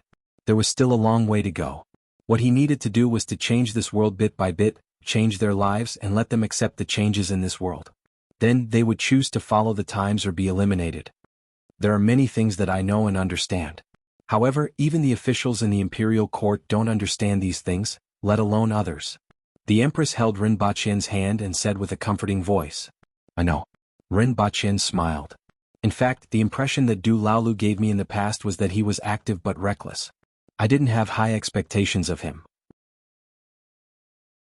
Today I have a whole new level of respect for him. He actually knows how to use his brain and mouth. I thought you would be in a bad mood. After all, you have done a lot of things. The Empress looked at Ren Baqin's face carefully and smiled. He didn't seem angry at all. I'm not that childish and childish. Ren Baqin grabbed the Empress's hand and used his fingertips to draw circles on the back of her hand. They will naturally know after a few years. Your Majesty, my students are much more precious than them. I also have high hopes for them. The Empress nodded. So, Your Majesty, can you bestow him a marriage or something? Ren Baqin asked. You just said that you don't bicker with children. The Empress immediately withdrew her hand with a funny look on her face. I was just saying. Ren Baqin laughed. To grow up, one has to experience all kinds of things and have all kinds of insights. Just like this time, they should know what time waits for no man means. They should also know that they should work hard for themselves. In fact, from a certain perspective, I have to thank Tu Yu. By the way, what's his relationship with Minister Tu? How would I know about this? The Empress asked casually. Ren Baqin nodded and put this matter at the bottom of his heart. This time around, he wanted to play a good show where the Empress visited incognito and angrily punished the second generation of officials. In the end, he saw a dispute. The encounter of his two students made him understand the thoughts of many people, and it also made him feel a sense of urgency that time waited for no man. He couldn't possibly let his students go out with supercilious looks, could he? That would be because he was incompetent as the principal. After lunch, the two of them put on their veils and walked out of the restaurant to blend into the crowd. Before long, they heard Tong Jingye's loud voice, Your Majesty? Why are you out of the palace today? Why are you still dressed like this? They saw Tong Jingye sitting on a fork-horned cow, looking in their direction with a surprised look on his face. The crowd was quiet at first, then followed his gaze and looked at the two of them. Soon after, there was an uproar. Ren Baqin and the Empress's heart skipped a beat. They actually met this guy when they came out for a stroll. Your Majesty, didn't you bring any guards? Tong Jingye jumped off his horse and walked toward the two of them, shouting as he walked. Your Majesty is here? I actually saw Your Majesty. The corner of the Empress's eyes twitched and she looked murderous. It wasn't easy for her to come out for a stroll, but it was ruined by this damned guy. I remember asking you to wait for me at Hanyuan Palace Hall a few days ago. Why didn't I see you when I woke up? The Empress asked coldly as she removed her veil. It's indeed Your Majesty. The surrounding crowd immediately surrounded the street and looked at the Empress with fanatical and worshipful eyes. The news of the Empress's appearance on the street was still spreading. Chapter 644. Finally, the empress left with Renbachien from the roof beam. The emperor of a nation who came out to visit incognito ended up fleeing for her life. Of course, she didn't let Tong Jingye off the hook and kicked him out of the street. Tong Jingye crashed into a house and landed on another street. He lay there pondering for a long time before clapping his hands and understanding what the empress was referring to. Renbachien, you tricked me. The empress heard Tong Jingye shouting from afar and asked, "What did you trick him into?" "I forgot." Renbachien replied. The empress nodded and didn't ask any further. The two walked around the Baisher district for another half a day. While the other districts of Lan City were gradually desolate, this place that sold all kinds of weapons, farming tools and ironware was much more lively. Thanks to the weapons left behind by the Great Xia army and the iron ore brought back from the Yun nation by the auxiliary army, the price of iron ore in Lan City had dropped, and the ironware market was much more prosperous than before. Renbachien even saw imitation manual fans here. It was the kind that he made in the beginning. He pulled it with a rope and it spun for a while. The blades of this kind of fan were made of wood and sold well at one tael of silver. The two then walked around the Shirhu district. This used to be the largest trading place for animal hides, but it was now almost closed. Have you ever thought of selling something? The income of the national treasury is too low, and one has complained many times, the empress asked as they walked. Although the salt produced by the Ministry of Works and the Ministry of Revenue can replenish the national treasury, the silver has been used to fill the previous deficit. Furthermore, the price of salt in Dayo is too high, and it's a huge burden on the people. In particular, as you said just now, the animal hides of the Aborigines have rotted, so there's naturally no income. Therefore, I want to reduce the price of salt by about half so that the people can afford it. Did someone tell Her Majesty about this? Renbachien smiled. I know what they are thinking, but they aren't wrong. This nation belongs to me and you have to share some of my worries. That's why I came to ask you. Other people can have their own ideas and keep the good things in their hands, but I can't because I'm the empress. You are my husband, so you can't do it either. The empress said slowly. Of course, what your majesty wants to do is what I should do. Renbachien laughed. After that, the two of them found a place to sit down on the street. Renbachien pondered for a long time before saying, "We should collect some fur." What? The empress was puzzled. Ever since the start of the war, the merchants of the three countries have disappeared. The fur of the mountain people cannot be sold and they have all rotted away. Naturally, the mountain people have no income. Without income, they naturally have no spending power. If they were to collect the furs now, it would give the mountain people some income. With this income, they could spend it in the city and purchase the necessities they needed to survive. Secondly, tanning furs required manpower and could increase the income of these people. At the same time, it could also improve the situation of some people. The money in the warehouse was just a number, but when it was circulated, it could stimulate the entire market and change the lives of many people. Finally, the price of furs is extremely low now. As long as we can find a market and sell the furs to Great Xia, we will be able to make a fortune. The empress was a little confused when she heard what Renbachien said. Dayo's business model was very primitive and there were very few types of taxes. As a result, they didn't pay much attention to business. As Renbachien spoke, the empress listened attentively. In any case, Renbachien was better than her in this aspect. However, she was rather happy that the fur of the mountain people wouldn't rot away. Just like what Renbachien said, at least this could solve some problems. This matter can only be done by you. If you want to take money from the national treasury, one will go crazy, the empress said. Naturally. Renbachien nodded his head. If he wanted to marry the empress, he would naturally have to take care of the mess in Dayo. He didn't have any conflict in his heart at all. What they want is spices, right? Renbachien muttered to himself. This thing is in the hands of your majesty, no one dares to touch it.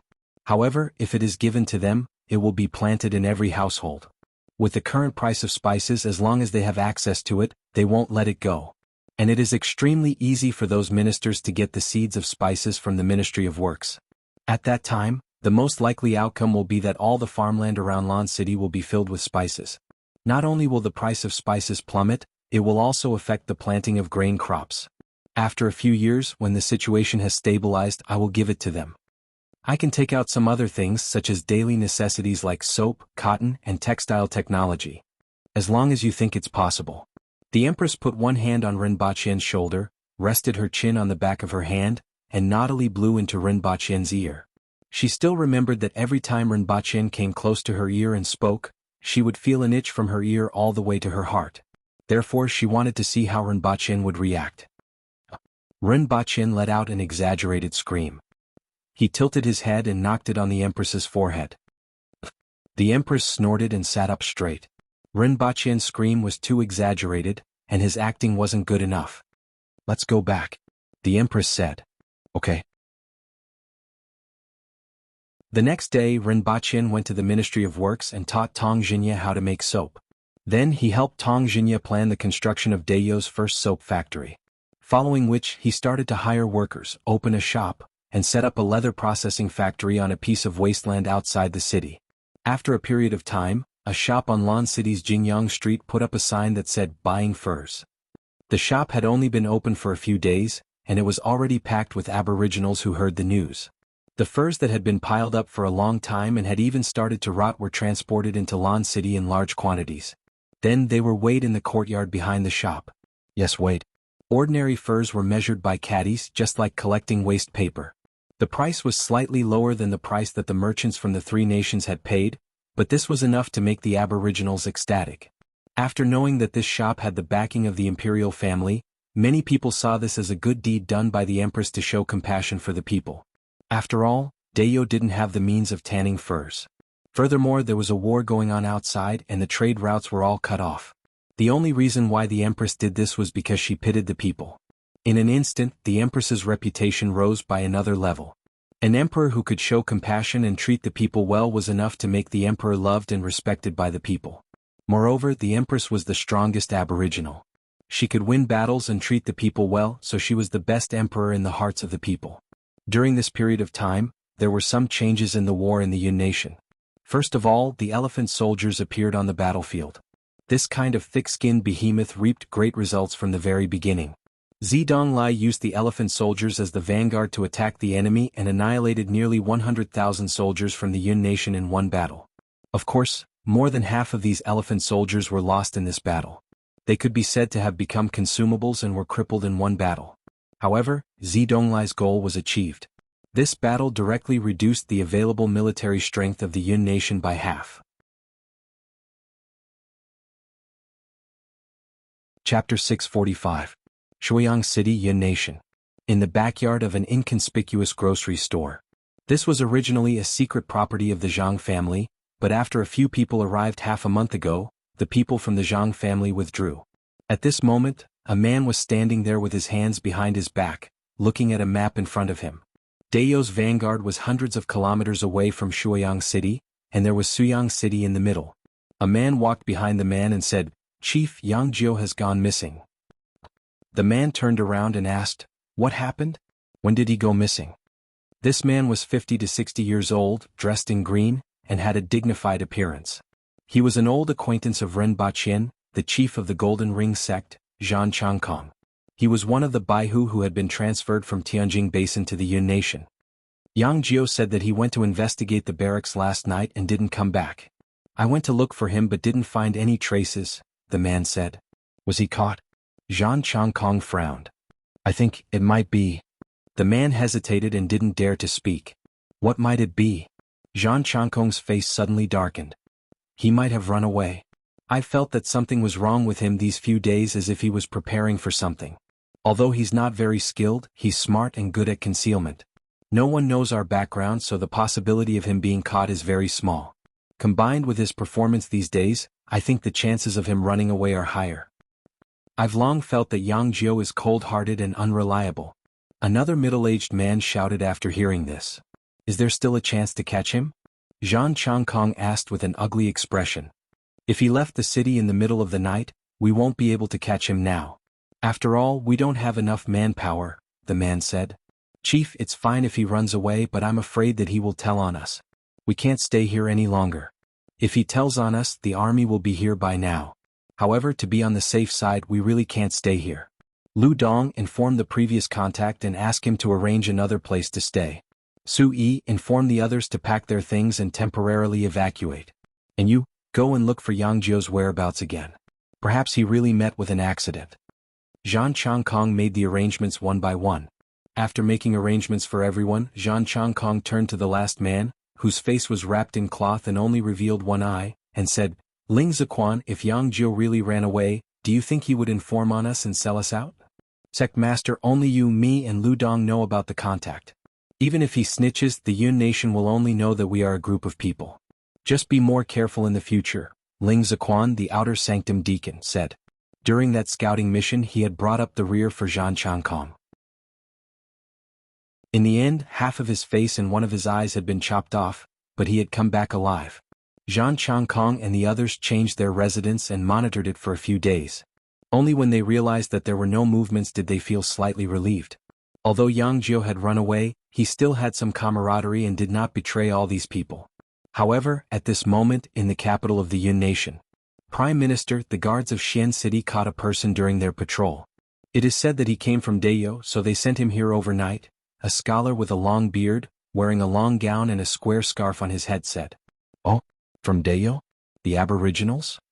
The person who was addressed as Prime Minister was a man in his 50s or 60s. His figure was round, or rather 2 spheres joined together. On the smaller sphere there was a pair of small eyes shining brightly. He was the Prime Minister of the Yun Nation. Currently he was angrily called a treacherous Prime Minister by the scholars in the city.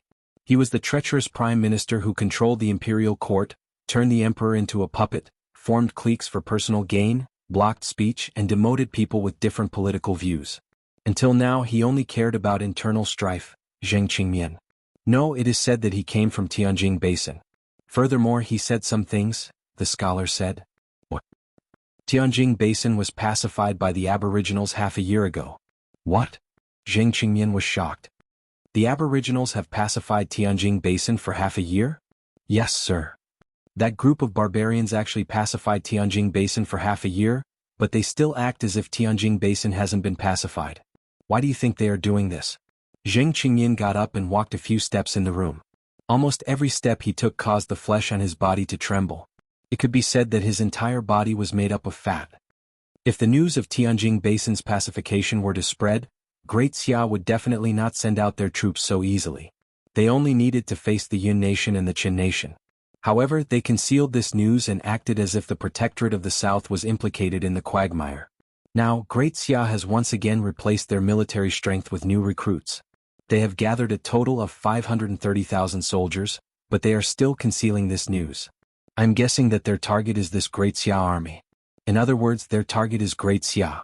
That's right. This is what I guessed as well. Otherwise, there is no reason for them to firmly conceal this news unless their target is Great Xia. Zheng Qingmian laughed heartily. After laughing, he looked at the middle-aged scholar and said, in that case, their attack on the Yun Nation this time, just like before, it is for plundering. The barbarians don't know how to build and only know how to destroy. They don't know how to occupy and only know how to plunder, the middle-aged scholar said resolutely. If I knew it. Since this is the case, the news of the barbarians pacifying Tianjing Basin can't be leaked. We have to drag Great Xia into this. Kill them. Yes. However, neither of them knew that there was another piece of information that the man didn't say. This time, the rearguard commandery had sent more than 400 people into the Yun Nation to inquire about the situation in the various cities. The reason why he didn't say this wasn't because of their friendship, but because he wanted to use this information to save his life and even ask for a reward when he met the Yun Nation's officials. However, it was this little thought that made him never have the chance to say this information again. This also made the two of them never have the chance to know this information again. Otherwise, they would definitely reconsider Dayo's goal in attacking the Yun Nation this time. However, the current information made them misjudge Dayo's goal again. They continued to immerse themselves in internal strife and worked hard for a more important goal. To them, it was a good thing that some cities had been breached. Those warlords had their own armies, and it was difficult for the imperial court to govern them. This was a situation that had been formed since the establishment of the Yun Nation. Originally, there was hope for this situation to be broken decades ago, but the emperor and the prime minister at that time were short-sighted and missed this opportunity. However, they wouldn't miss this opportunity again. Now that the cities had been breached, those warlords were either dead or had fled. Even after the barbarians retreated, their foundations had been swept clean. The imperial court could grasp all of those cities in its hands, and its control would be greatly enhanced. It could even create a centralized imperial court like Great Xia's. For the Yun Nation, this was definitely more beneficial than detrimental. It could even be said that it would be a great contribution for generations to come. Chapter 646. The backyard of Black Bamboo Academy was bustling with activity every day. Classes were held in the morning, and in the afternoon, it became a workshop for the students. Every afternoon, there were endless sounds of smithing and arguments. At first, only the students from last year were busy here. Later on, it attracted some new students to watch from the side. The seniors were arguing over a drawing or discussing something with a blacksmith. However, whenever they wanted to ask what they were doing, the seniors would always say mysteriously, "You will know when the time comes. It will definitely shock you." Qing Lian was naturally attracted over. Every afternoon she would sit in a corner and watch them busy. Although she didn't know what they were doing, her intuition told her that they were doing something interesting. Therefore, she watched as a huge thing gradually took shape amid the arguments. It was something she had never seen before. There was a row of wheels under an iron bucket that was placed horizontally. At this moment, she was sitting on the wall and watching them busy in the courtyard.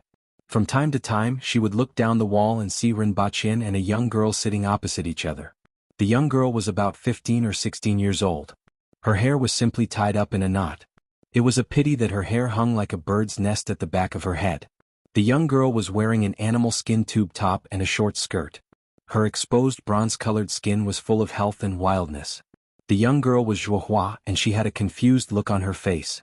Rinpoche pushed the chess piece back and said, "Only when a horse moves in the sun can an elephant move in the field." "Teacher, why?" Zhuohua looked up with a blank look on her face. "These are the rules. Everything in the world is under the rules. Heaven and earth have their own rules, society has its own rules, and chess has its own rules. Whatever we do has to be within the rules because each of us is a part of the rules. The smart way is to understand the rules and go with the flow. The stupid way is to shout that they want to go against the heavens and break the rules," Rinpoche said slowly. "What if I kick over this chessboard now?" Zhuohua asked with a twinkle in her eyes, looking eager to try. "Then I won't play with you. Everyone is playing on the chessboard. If you kick over the chessboard, how can others play with you? The next time I see you, I will hide far away." Rinpoche laughed. Qing Lian, who was sitting on the tree, fell into deep thought as she listened to this childish reply. Rinpoche was right. Everyone was within the rules and everyone was also a part of the rules. If he wanted to do something, he had to follow the rules. Even if the change of dynasties seemed to break the heavens, it was actually done according to the rules. The change of dynasties in the past had always caused the people to have no way of making a living. The people were filled with grievances, and in the end, the flames of war rose everywhere. In the end, the dynasty was destroyed. These were the rules. If a dynasty was at its peak and wanted to change dynasties, no one would support you, so you would definitely fail. Zhuohua patiently played chess with Rinpoche. After he took a step, she quickly picked up a chess piece and placed it. Chess is the same as life. You need to see 10 moves before you can make a move. Because if he made a wrong move, he couldn't go back. The only difference is that you can restart a game of chess, but you can't in life. "There's no chance to restart," Rinpoche said after eating Zhuohua's chariot. Zhuohua scratched her head and quickly ate his cannon. Pfft. Qing Lian almost laughed out loud on the tree. "Checkmate." Rinpoche slapped the chessboard. People will always encounter all kinds of things in life. Many times they will be blinded by the things in front of them, unable to see the danger behind them and forget their goals. Therefore you have to remind yourself at all times. You have to reflect on yourself 3 times a day. Rinpoche threw the chess piece on the chessboard, stood up and left. Zhuohua and Zhuowei looked at Rinpoche's back with admiration. They felt that his words were very profound, and they couldn't understand what he was saying at all. After Rinpoche left, Zhuohua turned to ask Zhuowei, "Why did teacher say all this?" "Because you are stupid." Before Zhuowei could answer, they heard Qing Lian chuckling from the top of the wall. Zhuohua immediately raised her head and looked up, her hand already touching the dagger at her waist. "Look, your muscles have grown into your brain. Besides fighting and killing, your brain is only filled with food, right?" What he meant was for you to use your brain more. There's no turning back in life. The more you use your brain, the less you will take the wrong path. However, I think he's playing the lute to a cow since you won't be able to remember it anyway. Qing Lian gently wiped her lips with her finger and smiled. Zhuohua's finger slowly left the hilt of the dagger, but she wasn't angry. She raised her head and asked, "Are all scholars like teacher?" "There are many scholars in Great Xia, right?" "There are many scholars, but there aren't many like Principal Ren," Qing Lian replied seriously after thinking for a while. "There are all kinds of people and scholars are the same. Most of them are like flies for personal gain or for fame. There aren't many who are truly broad-minded. Up until now, Qing Lian still remembered what Rinpoche once said, knowledge knows no boundaries. It was this sentence that completely reversed her impression of Rinpoche. Is that why you came here to study? Zhuohua stood up and asked. It's just a coincidence. Qing Lian smiled and said, I came here for something else, but I'm very interested in the things that are being taught here. Will you use these things in Great Xia and then attack us? Zhuohua looked at her with a burning gaze, pursed her lips, and looked very serious and solemn. It was as if she would slash Qing Lian with her dagger if she said yes. No. Qing Lian shook her head and said, Life is only 100 years and mine is even shorter. Instead of thinking about it, I might as well think of a way to live longer. Then I won't hit you next time. Zhuohua waved her hand, smiled heartily, turned around and skipped away. Qing Lian sighed. Zhuohua spoke as if she could beat her. However, this girl was really naive. Looking at the time, her book should have arrived by now, right? Hopefully there wouldn't be any problems along the way. It wasn't a good feeling to owe others for their tuition fees. She swung her legs on the wall in a daze and only returned to the tavern in the evening. Have you found the whereabouts of the person you are looking for? Ning Kaichen asked with a smile after seeing her. I stopped looking for him a long time ago. Anyway, it doesn't have much to do with me. Qing Lian put her hands behind her head and looked at the ceiling. Someone came to look for you in the afternoon. When he saw that you weren't around, he said that he would come back at night, Ning Kaichen said. Oh? What kind of person? Qing Lian perked up upon hearing this. He's from Great Xia and looks like he's injured. Help me peel the potatoes? I see that you carry a sword every day, so your swordsmanship must be very good. Just peel off the skin of these potatoes. Ning Kaichen placed 6 potatoes on the table. Is it delicious? I've asked around. It can be fried, mixed with mashed potatoes, or used to stew meat. This will be it for tonight. Oh. Qing Lian picked up the potatoes in her hand and looked at them. They were slightly bigger than a fist. She then unsheathed the long sword on her back. With a flash of the sword, the skin on the potatoes fell off in circles. What a powerful swordsmanship. Ning Kaichen laughed. It's all right. Qing Lian peeled the 6 potatoes and threw them to Ning Kaichen. Then she took out the dictionary that Rinpoche gave her and flipped through it.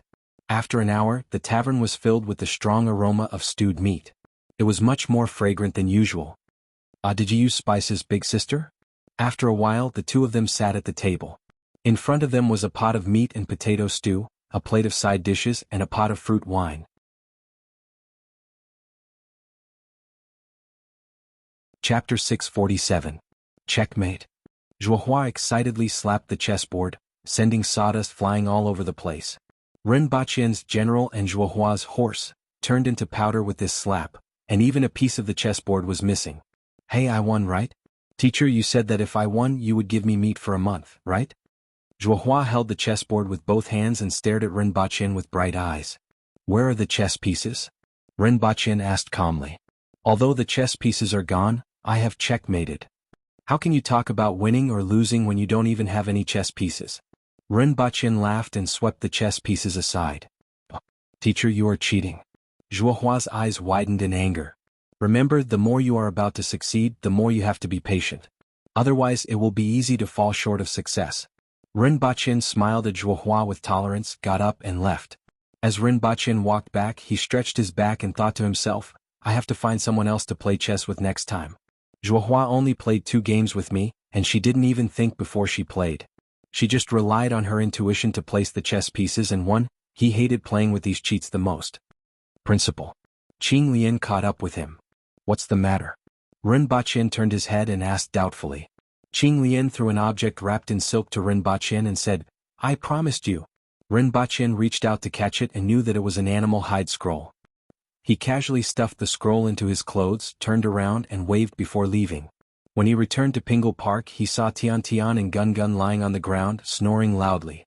The listening machine was sitting on Gun Gun's head and digging out something from its fur. Rinpoche initially thought that it was picking out lice, but he didn't expect it to take out a few dried fruits and stuff them into its mouth. It even threw one to Rinpoche and winked at him. Is this a share for those who see it? Rinpoche took the dried fruit, smelled it and clenched it in his fist. It was better not to eat this thing because it had grown fur on it. Rinpoche casually knocked on its head.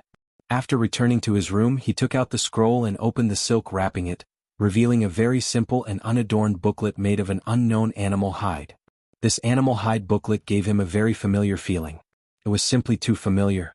Because he had been reading the same animal skin book for an entire year, every word, every drawing, and every detail was engraved in his heart.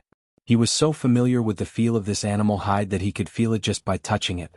No matter who touched the same beast's skin for a year, they would not be unfamiliar with it. It can't be, right? Rinpoche's heart skipped a beat. The Rui visualization that he had obtained was a cultivation method that only allowed him to reach the Earth embryo realm. After reaching the Earth embryo realm, there was no information on how to enter the spirit wheel realm, let alone the contents of the spirit wheel realm. Therefore he placed his hopes on the people on Earth. He first gave them ordinary martial arts, followed by intermediate martial arts. He hoped that with enough samples he would one day be able to use a supercomputer to deduce the later parts of Rui visualization.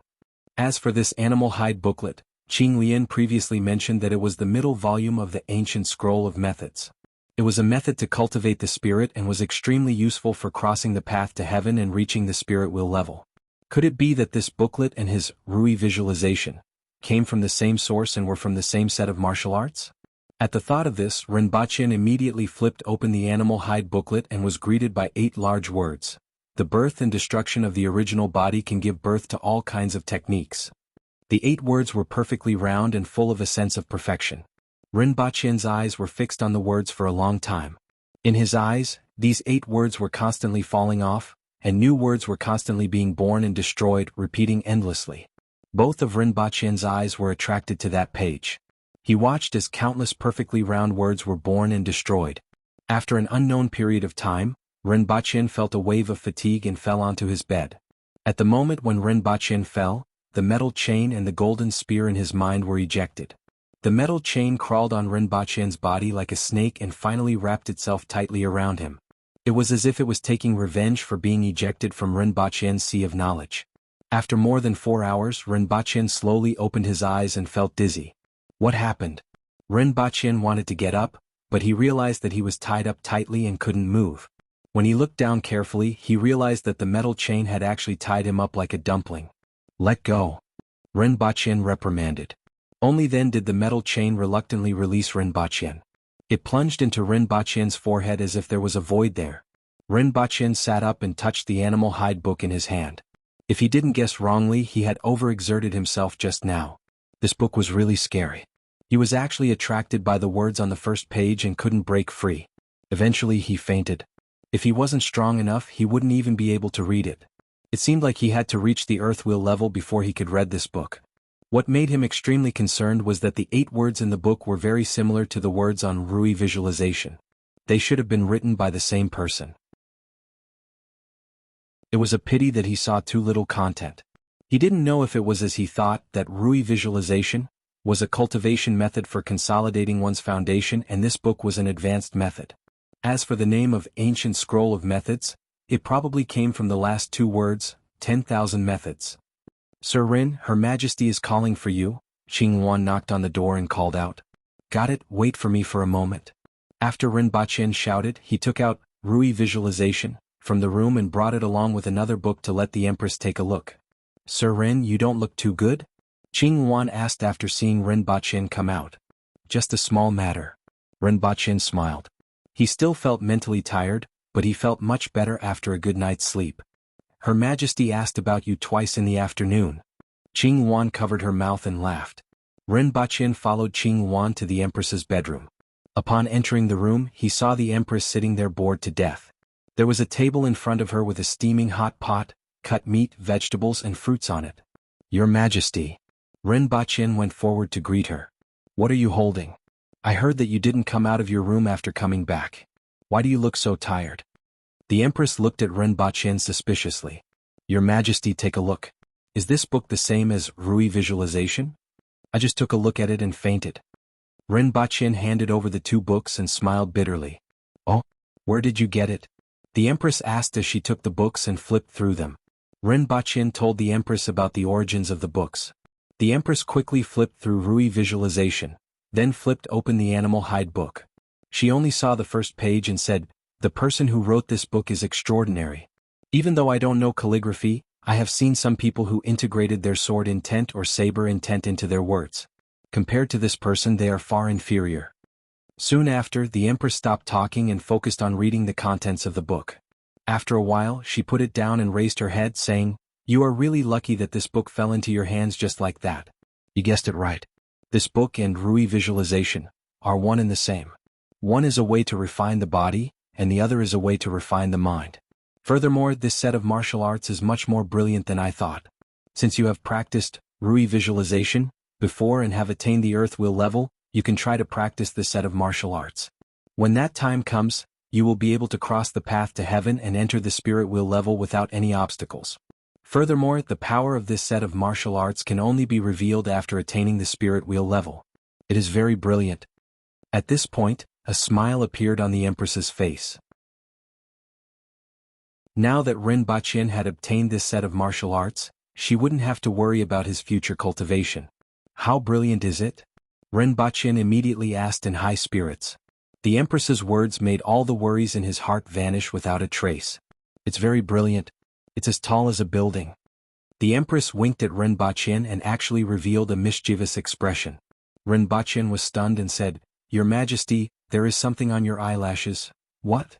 The Empress touched her eyelashes, raised her head and asked, "Are you lying to me again?" "Let me do it." Rinpoche stretched out his fingers and touched her eyes. The Empress's eyelashes trembled slightly and allowed Rinpoche's fingers to touch them. Chapter 648. Sir Tong, is the rubber here? Rinpoche had just heard that more than a dozen ox carts filled with wooden barrels had arrived at the Ministry of Works and rushed over just in time to see Tong Jingye and the ox carts filled with wooden barrels in the courtyard. "Sir Rin, you came at the right time." Tong Jingye laughed.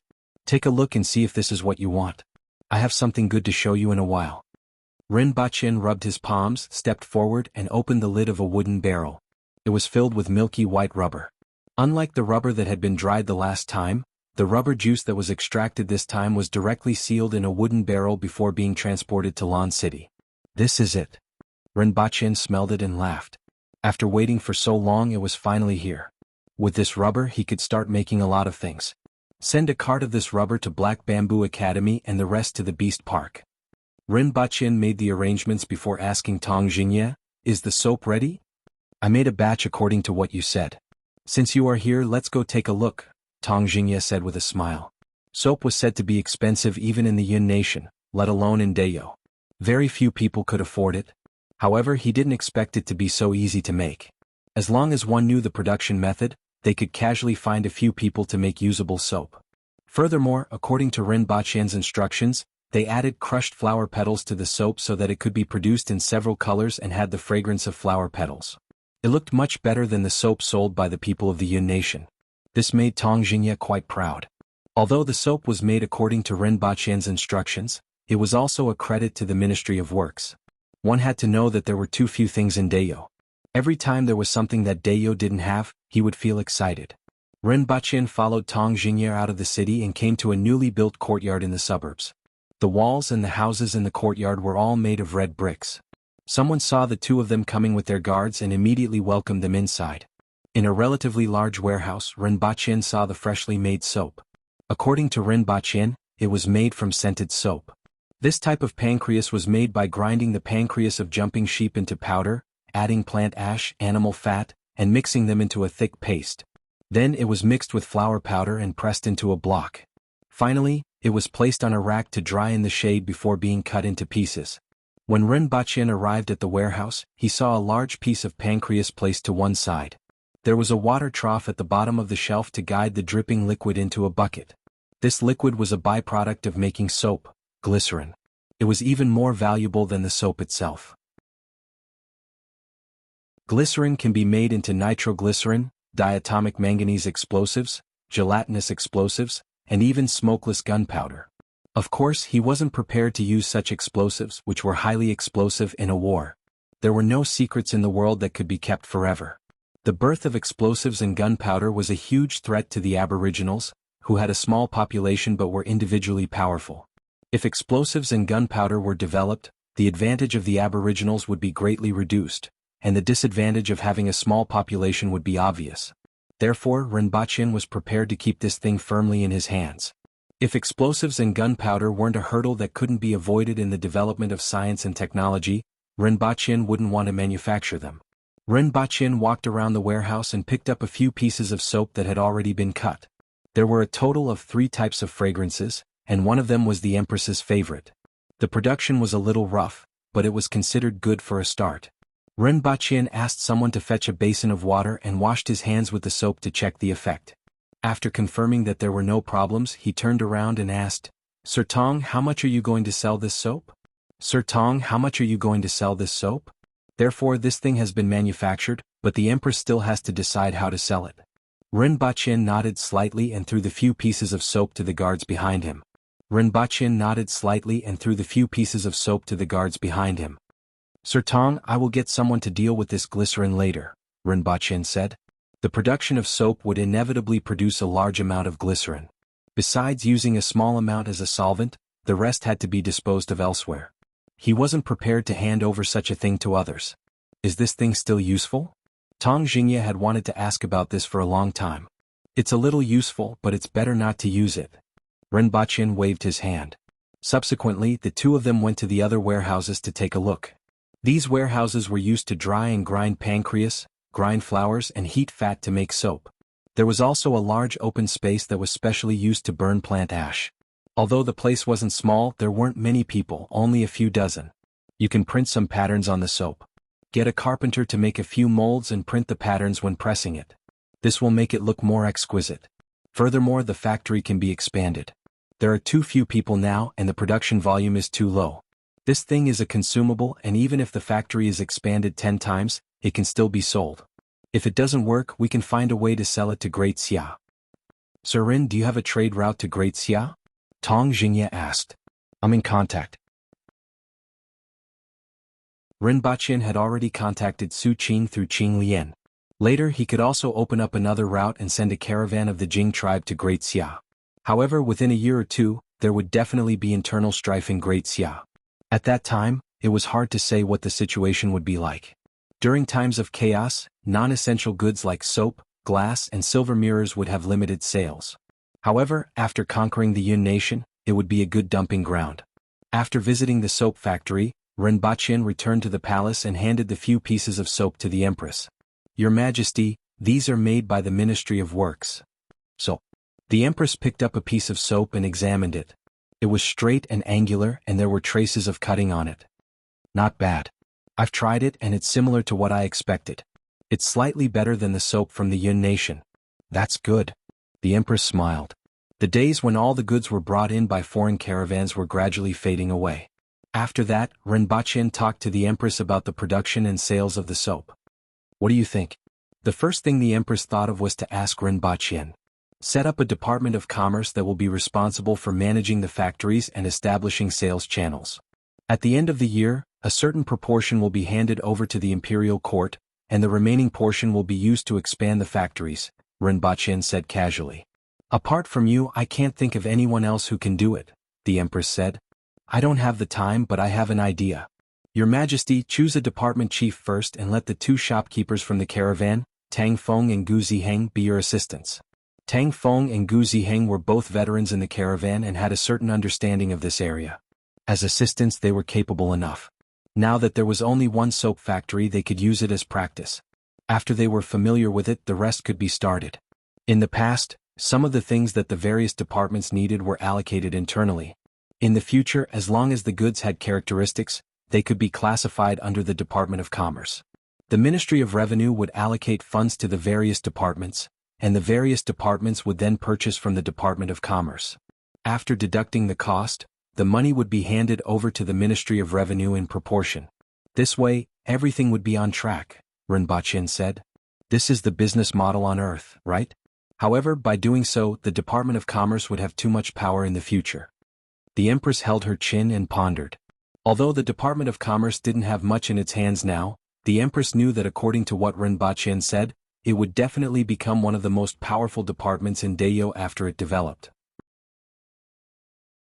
At that time, it would be a separate department from the 6 departments of Dayo.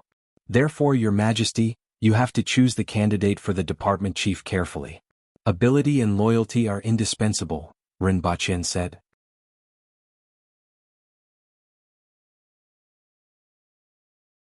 Chapter 649. After Rinpoche and the Empress finished talking, the court continued to discuss the issue of the Department of Commerce for the next few days. On one hand, many people felt that the Department of Commerce was completely unnecessary. On the other hand, the Ministry of Works and the Ministry of Revenue both hoped to include the Department of Commerce in their respective areas. For the next few days, there were arguments in the court every day, and it was said that a lot of bricks were cleared from the hall every day. In the end, even Rinpoche went into battle with a loudspeaker and used his volume to reason with the court officials. The Empress used force to ensure that these people would listen to Rinpoche's reasoning.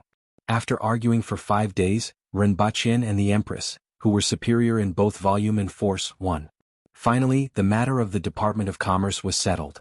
The Department of Commerce was directly responsible to the Empress, and Rinpoche became the first minister of the Department of Commerce. There was another side effect, which was that the officials in the court had different degrees of tinnitus. The first thing Rinpoche did was to find a courtyard in the city and decide on the location of the Department of Commerce. Before he could even summon Tang Feng and Gu Ziheng over, unexpectedly someone came to join him. This was indeed beyond his expectations. When he left the academy, he was surprised to see that man outside the door and hear the purpose of his visit. Standing outside the door was a middle-aged man in a long gown. He was thin, and weighed about 100 kilograms. When he saw Rinpoche coming out of the academy, he cupped his hands and said, "Minister Rin, I'm Zhuzhua and I'm here to recommend myself." "Recommend myself?" Rinpoche repeated before opening his mouth. "May I invite Minister Rin to come in?" Zhuzhua asked. "Come in and talk." Rinpoche waved his hand and asked him to follow him into the academy. He was curious about what this person could say. After all, it was quite rare for someone to recommend themselves to be his subordinate.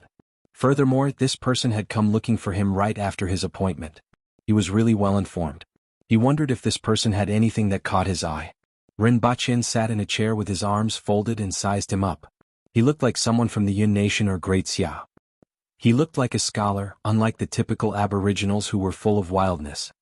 "Speak." "Sir Rin, to tell you the truth, I'm currently serving as the Minister of Agriculture and Livestock. It's really rash of me to recommend myself. However, I have always been fascinated by what Principal Rin has done. I have heard about the iron mine at Mount Damo and other things. Now that I've heard that Sir Rin is establishing the Department of Commerce, I feel that I can be of some use to you. Hence, I'm taking the liberty to recommend myself. I have traveled in the Yun Nation for many years." Zhuzhua's words moved Rinpoche. He didn't expect it to be a turtle. Since he was able to become a minister counselor, he must have the ability. He had traveled in the Yun Nation for many years, so he had some knowledge. Subsequently, Rinpoche asked Zhuzhua a few questions. Even though Zhuzhua's answers weren't completely satisfactory to Rinpoche, this was because Rinpoche had seen all kinds of business models on Earth and had high standards. In this world, it was impossible to find someone who could completely satisfy him in terms of business. In reality, Zhuzhua's experience and way of thinking were much better than the average aboriginals. "You go back first. I'll think about it." At this moment, Rinpoche was very tempted. However, he didn't show any expression and simply asked the other party to go back. "Yes, Sir Rin. I shall take my leave then." Zhuzhua cupped his fists and left without any hesitation. This made Rinpoche think highly of him. After Zhuzhua left, Rinpoche shook his head and said, "I didn't expect there to be such a person in the Ministry of Works. It's such a waste to leave him in the Department of Agriculture and Livestock." That afternoon, Rinpoche got someone to investigate Zhuzhua. He then asked the Empress for an appointment to transfer him from the Department of Agriculture and Livestock and promoted him to the Director of the Department of Commerce to be his assistant. Subsequently, Tang Feng and Gu Ziheng, the two former shopkeepers of the caravan, were transferred to the Department of Commerce as minister counselors. The two of them were promoted from shopkeepers of the caravan to secondary class, rank 5 minister counselors. It could be said that they had reached heaven in a single bound, so they were naturally very grateful to Rinpoche. After that, Rinpoche transferred some people from the Ministry of Works and the Ministry of Revenue to be the backbone of the Department of Commerce. He then asked the rearguard commandery to find some experienced businessmen in Tianjin Basin and send them to Lan City. In some ways, these profit-driven businessmen were much more useful than the officials from the Ministry of Works and the Ministry of Revenue. Rinpoche divided the Department of Commerce into 3 parts. They were responsible for factories, trade routes, and financial planning. The three parts were completely separated. In this way, when the Department of Commerce was promoted to the Ministry of Commerce, it could be divided into three departments. This way the framework would be set. After that, Ren Baqin became a hands-off shopkeeper. He set the direction and threw the rest to others. He was preparing for another matter at the school, which was the hot air balloon. Li Fu's ascension to immortality depended on it. After all, the materials in this world weren't at the level of those on Earth, and there weren't any products like nylon cloth. Ren Baqin simply chose to use 2 layers of coarse cloth that were strong enough and brushed a layer of rubber in the middle to increase the density and reduce air permeability. As for the fuel, Ren Baqin chose coal and a type of wood that could burn for a long time. Ren Baqin estimated that such a hot air balloon should be able to take Li Fu up 10,000 to 15,000 meters. As for the heat control valve, there was none at all. How was Li Fu going to come down after he went up? Ren Baqin simply didn't consider this problem. At most, he would prepare another piece of cloth for him and let him jump down while dragging the 4 corners. In any case, with his strength, he shouldn't fall to his death. If he fell to his death, the Empress would naturally become the 3rd most powerful person in the world. Ever since Li Fu saw Ren Baqin release the Kong Ming lantern during the New Year, he had been studying how the Kong Ming lantern flew and whether it could take him to the sky. For this matter, he had looked for Ren Baqin many times, but Ren Baqin had always pushed him away with the excuse of materials. At this moment, when he heard Ren Baqin say that he wanted to make a hot air balloon to send him to the sky, Li Fu immediately couldn't hold back. For a full 200 years, he had been searching for a way to ascend to the sky. After he had searched all the places that were rumored to be haunted by deities and ghosts, the hot air balloon had become his greatest hope. Even though Ren Baqin had repeatedly told him that the current hot air balloon could only reach a certain height, he was still elated. It was just like how he felt when he saw his fiancée when he was young. In his eyes, it was good to be closer to the sky. Even if he couldn't touch it, he could at least see a glimmer of hope. Perhaps he would be able to see the deities in the sky. This number 1 person in the world, who kicked people's balls whenever he had nothing better to do, had never left the academy since the materials were sent there. After figuring out how to make this hot air balloon, he became the supervisor. Every day he would watch as the people brushed a layer of rubber liquid on the cloth and pressed 2 pieces of cloth together to stitch them together. Every day he would check if there were any problems with the finished cloth. If there were any mistakes, he would fly into a rage. Every day he would take the blueprint and repeatedly compare it with Ren Baqin, asking him about the various obstacles, and Ren Baqin was never tired of it. As the area of the stitched cloth grew larger and larger, a ball made of cloth and animal tendons was gradually completed. Li Fu finally calmed down. Half a month later, the hot air balloon was finally completed. Hey, you are going to ascend to the sky the day after tomorrow? Shouldn't you teach me your God's finger? If you fall to your death, you will be brought to the coffin. Ren Baqin stood in the courtyard and looked at the hot air balloon with the slogans, "One world, one dream, if the heart is there, the dream is there," and "I want to fly to the sky and stand shoulder to shoulder with the sun," as he patted Li Fu.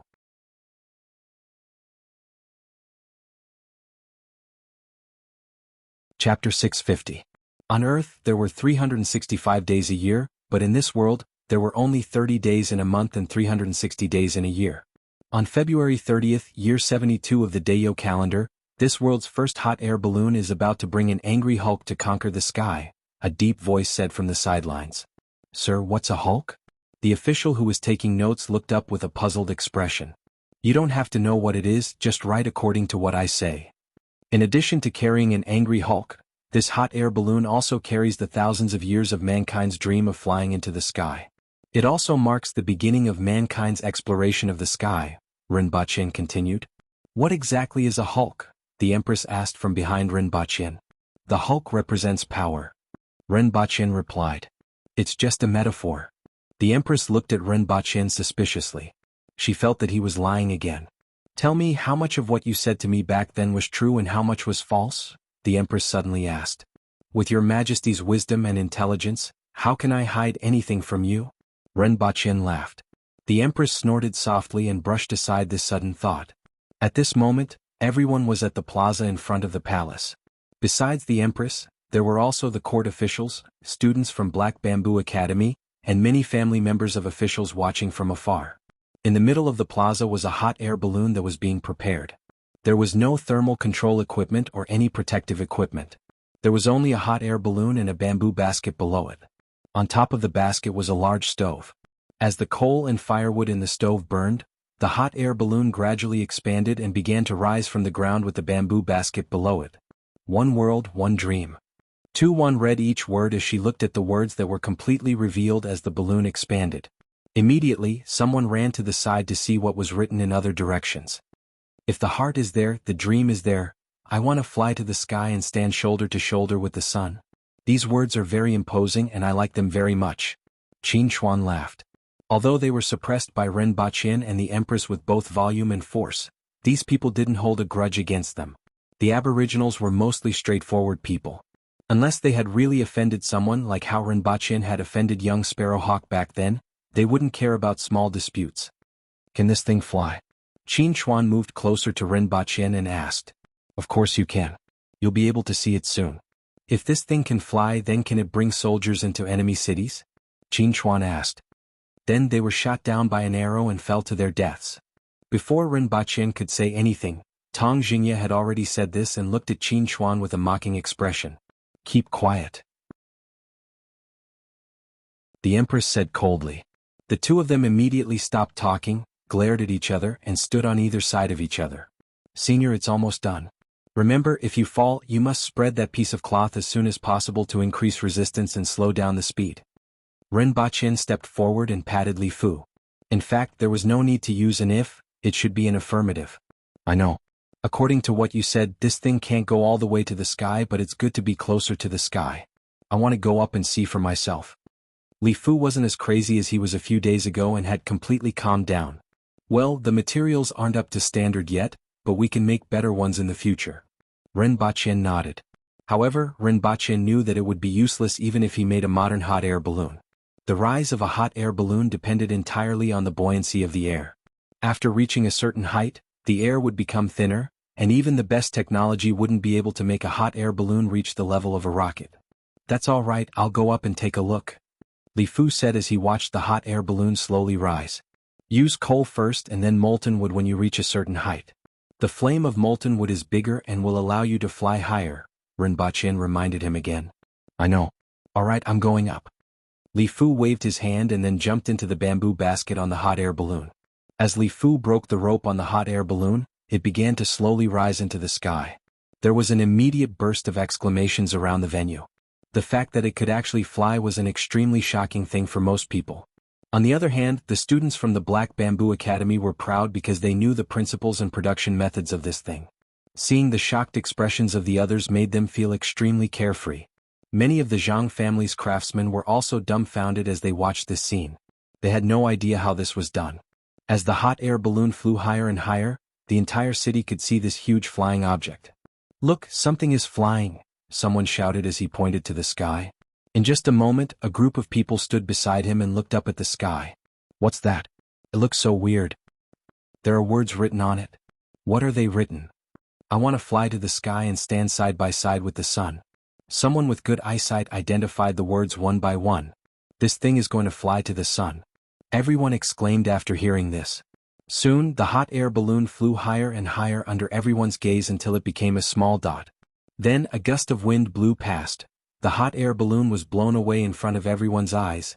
Everyone looked at the hot air balloon that quickly disappeared in the sky and looked at Ren Baqin in unison.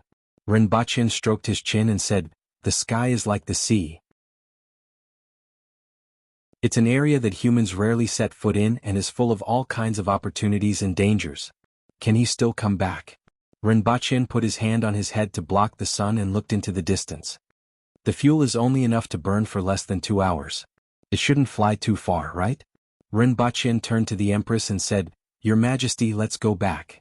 After the two of them returned to the palace, everyone else dispersed. Those who needed to go back to handle official business did so, those who needed to go back to make clocks and watches, and those who needed to go back to make locomotives. However, for the children of the officials and commoners, such a huge thing flying into the sky was still something that they could discuss for a long time. No matter which world, people were extremely enthusiastic about the dream of flying in the sky.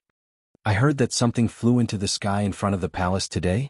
Qing Lian was asked by Ning Kaichen as soon as she returned to the tavern. Yes. Qing Lian nodded. Until now, she still felt that this thing was very powerful and interesting. If she had the chance, she also wanted to ride that thing into the sky to see what it looked like. What's that? How did you do it? It's called a hot air balloon. I saw how it was made, but it's a little troublesome to gather the materials, Qing Lian said. It would be great if I could also go up to the sky to take a look, Ning Kaichen said with some yearning. I heard that that thing is going to fly to the sun? The sun is so hot, will it catch fire? Ning Kaichen asked again. Qing Lian was stunned. She really hadn't considered this question. There were many such discussions in the city. This hot air balloon didn't have much technical content in Rinpoche's eyes, but many people felt that it was very powerful. It was simply too powerful to be able to take people into the sky. The reputation of the Black Bamboo Academy also took this opportunity to spread throughout Lan City.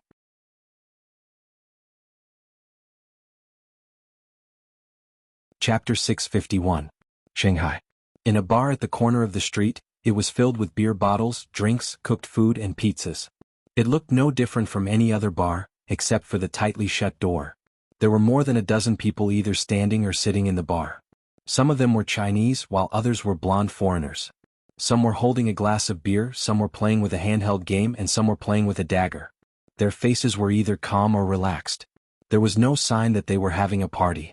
Everyone, according to the results of our investigation, the thing we want is in that house.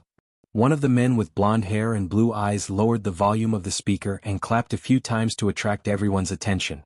Steve, do you see those people in the yard? They can use a car as a gym equipment. They can break a tree with one punch. God, are they really human? I even suspect that a superhero from a movie has come to life. Another person said in an exaggerated tone. The people around him ignored him because he had said this more than once. Andy, that's why we're here. The order from above is to get what we want from them no matter what, Steve said. Yes, strength doesn't mean strength. It also requires skill and flexibility. There's a saying in Hua Nation, speed is the only unbeatable martial art. I like this saying. Guns are the fastest. A bronze-skinned woman stuck the dagger in her hand on the table and said, this is not an easy task. Those people are not just strong, you can tell from their movements. And they're not just one person, there are more than a dozen of them. The most important thing is the location. This is not some small country, it's Hua Nation, one of the most dangerous countries in the world.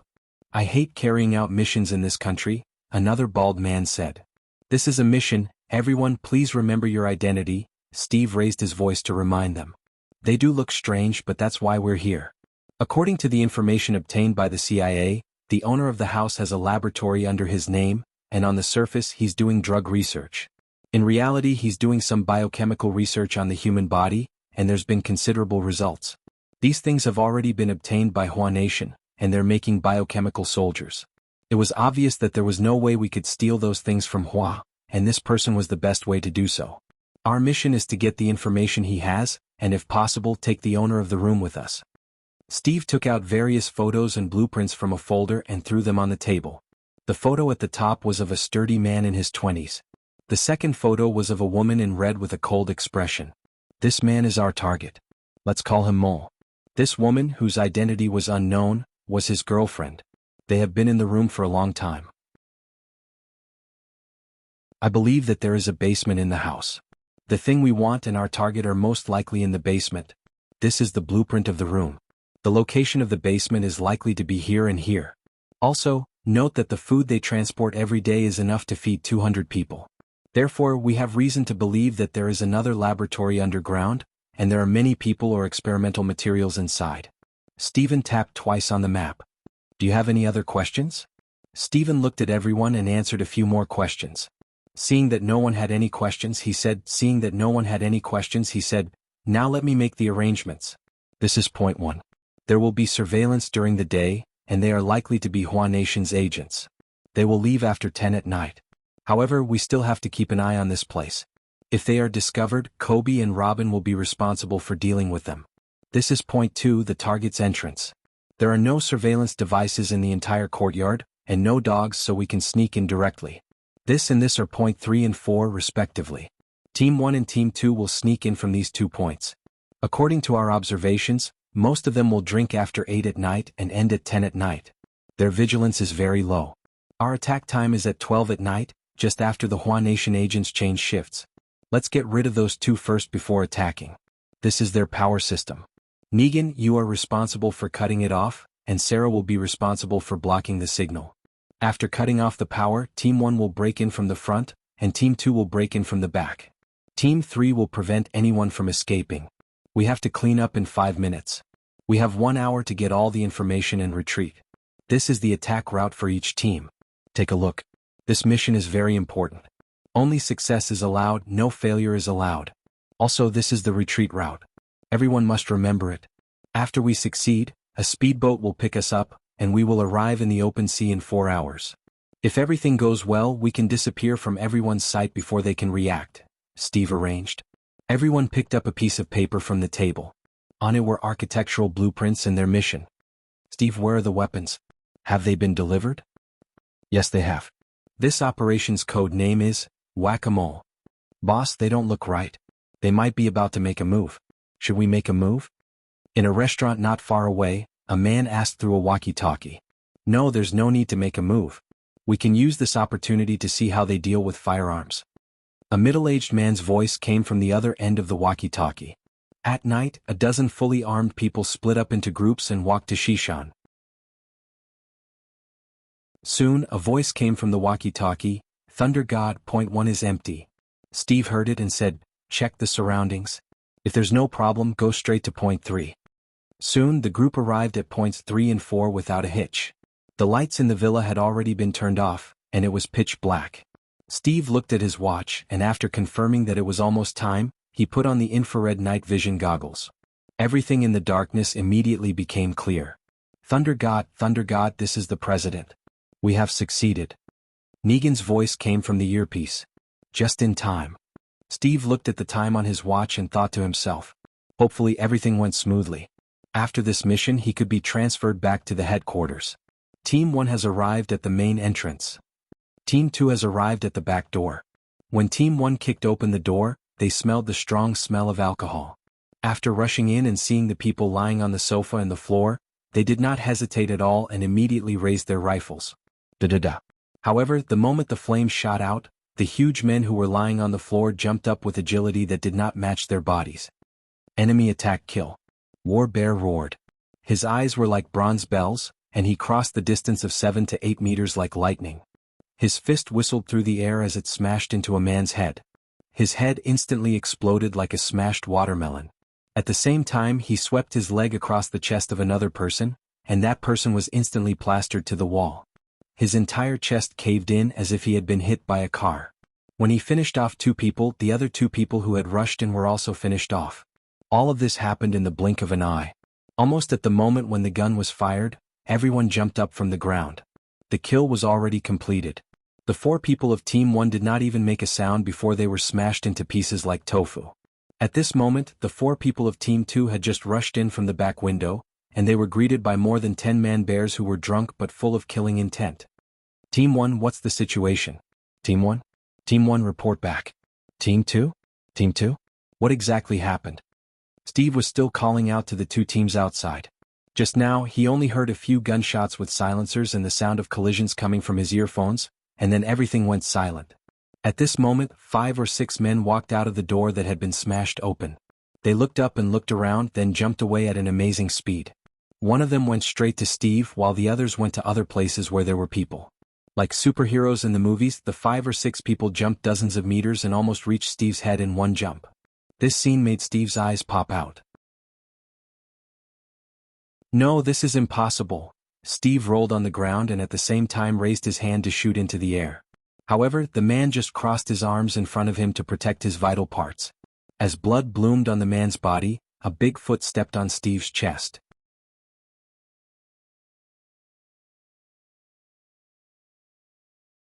Chapter 652.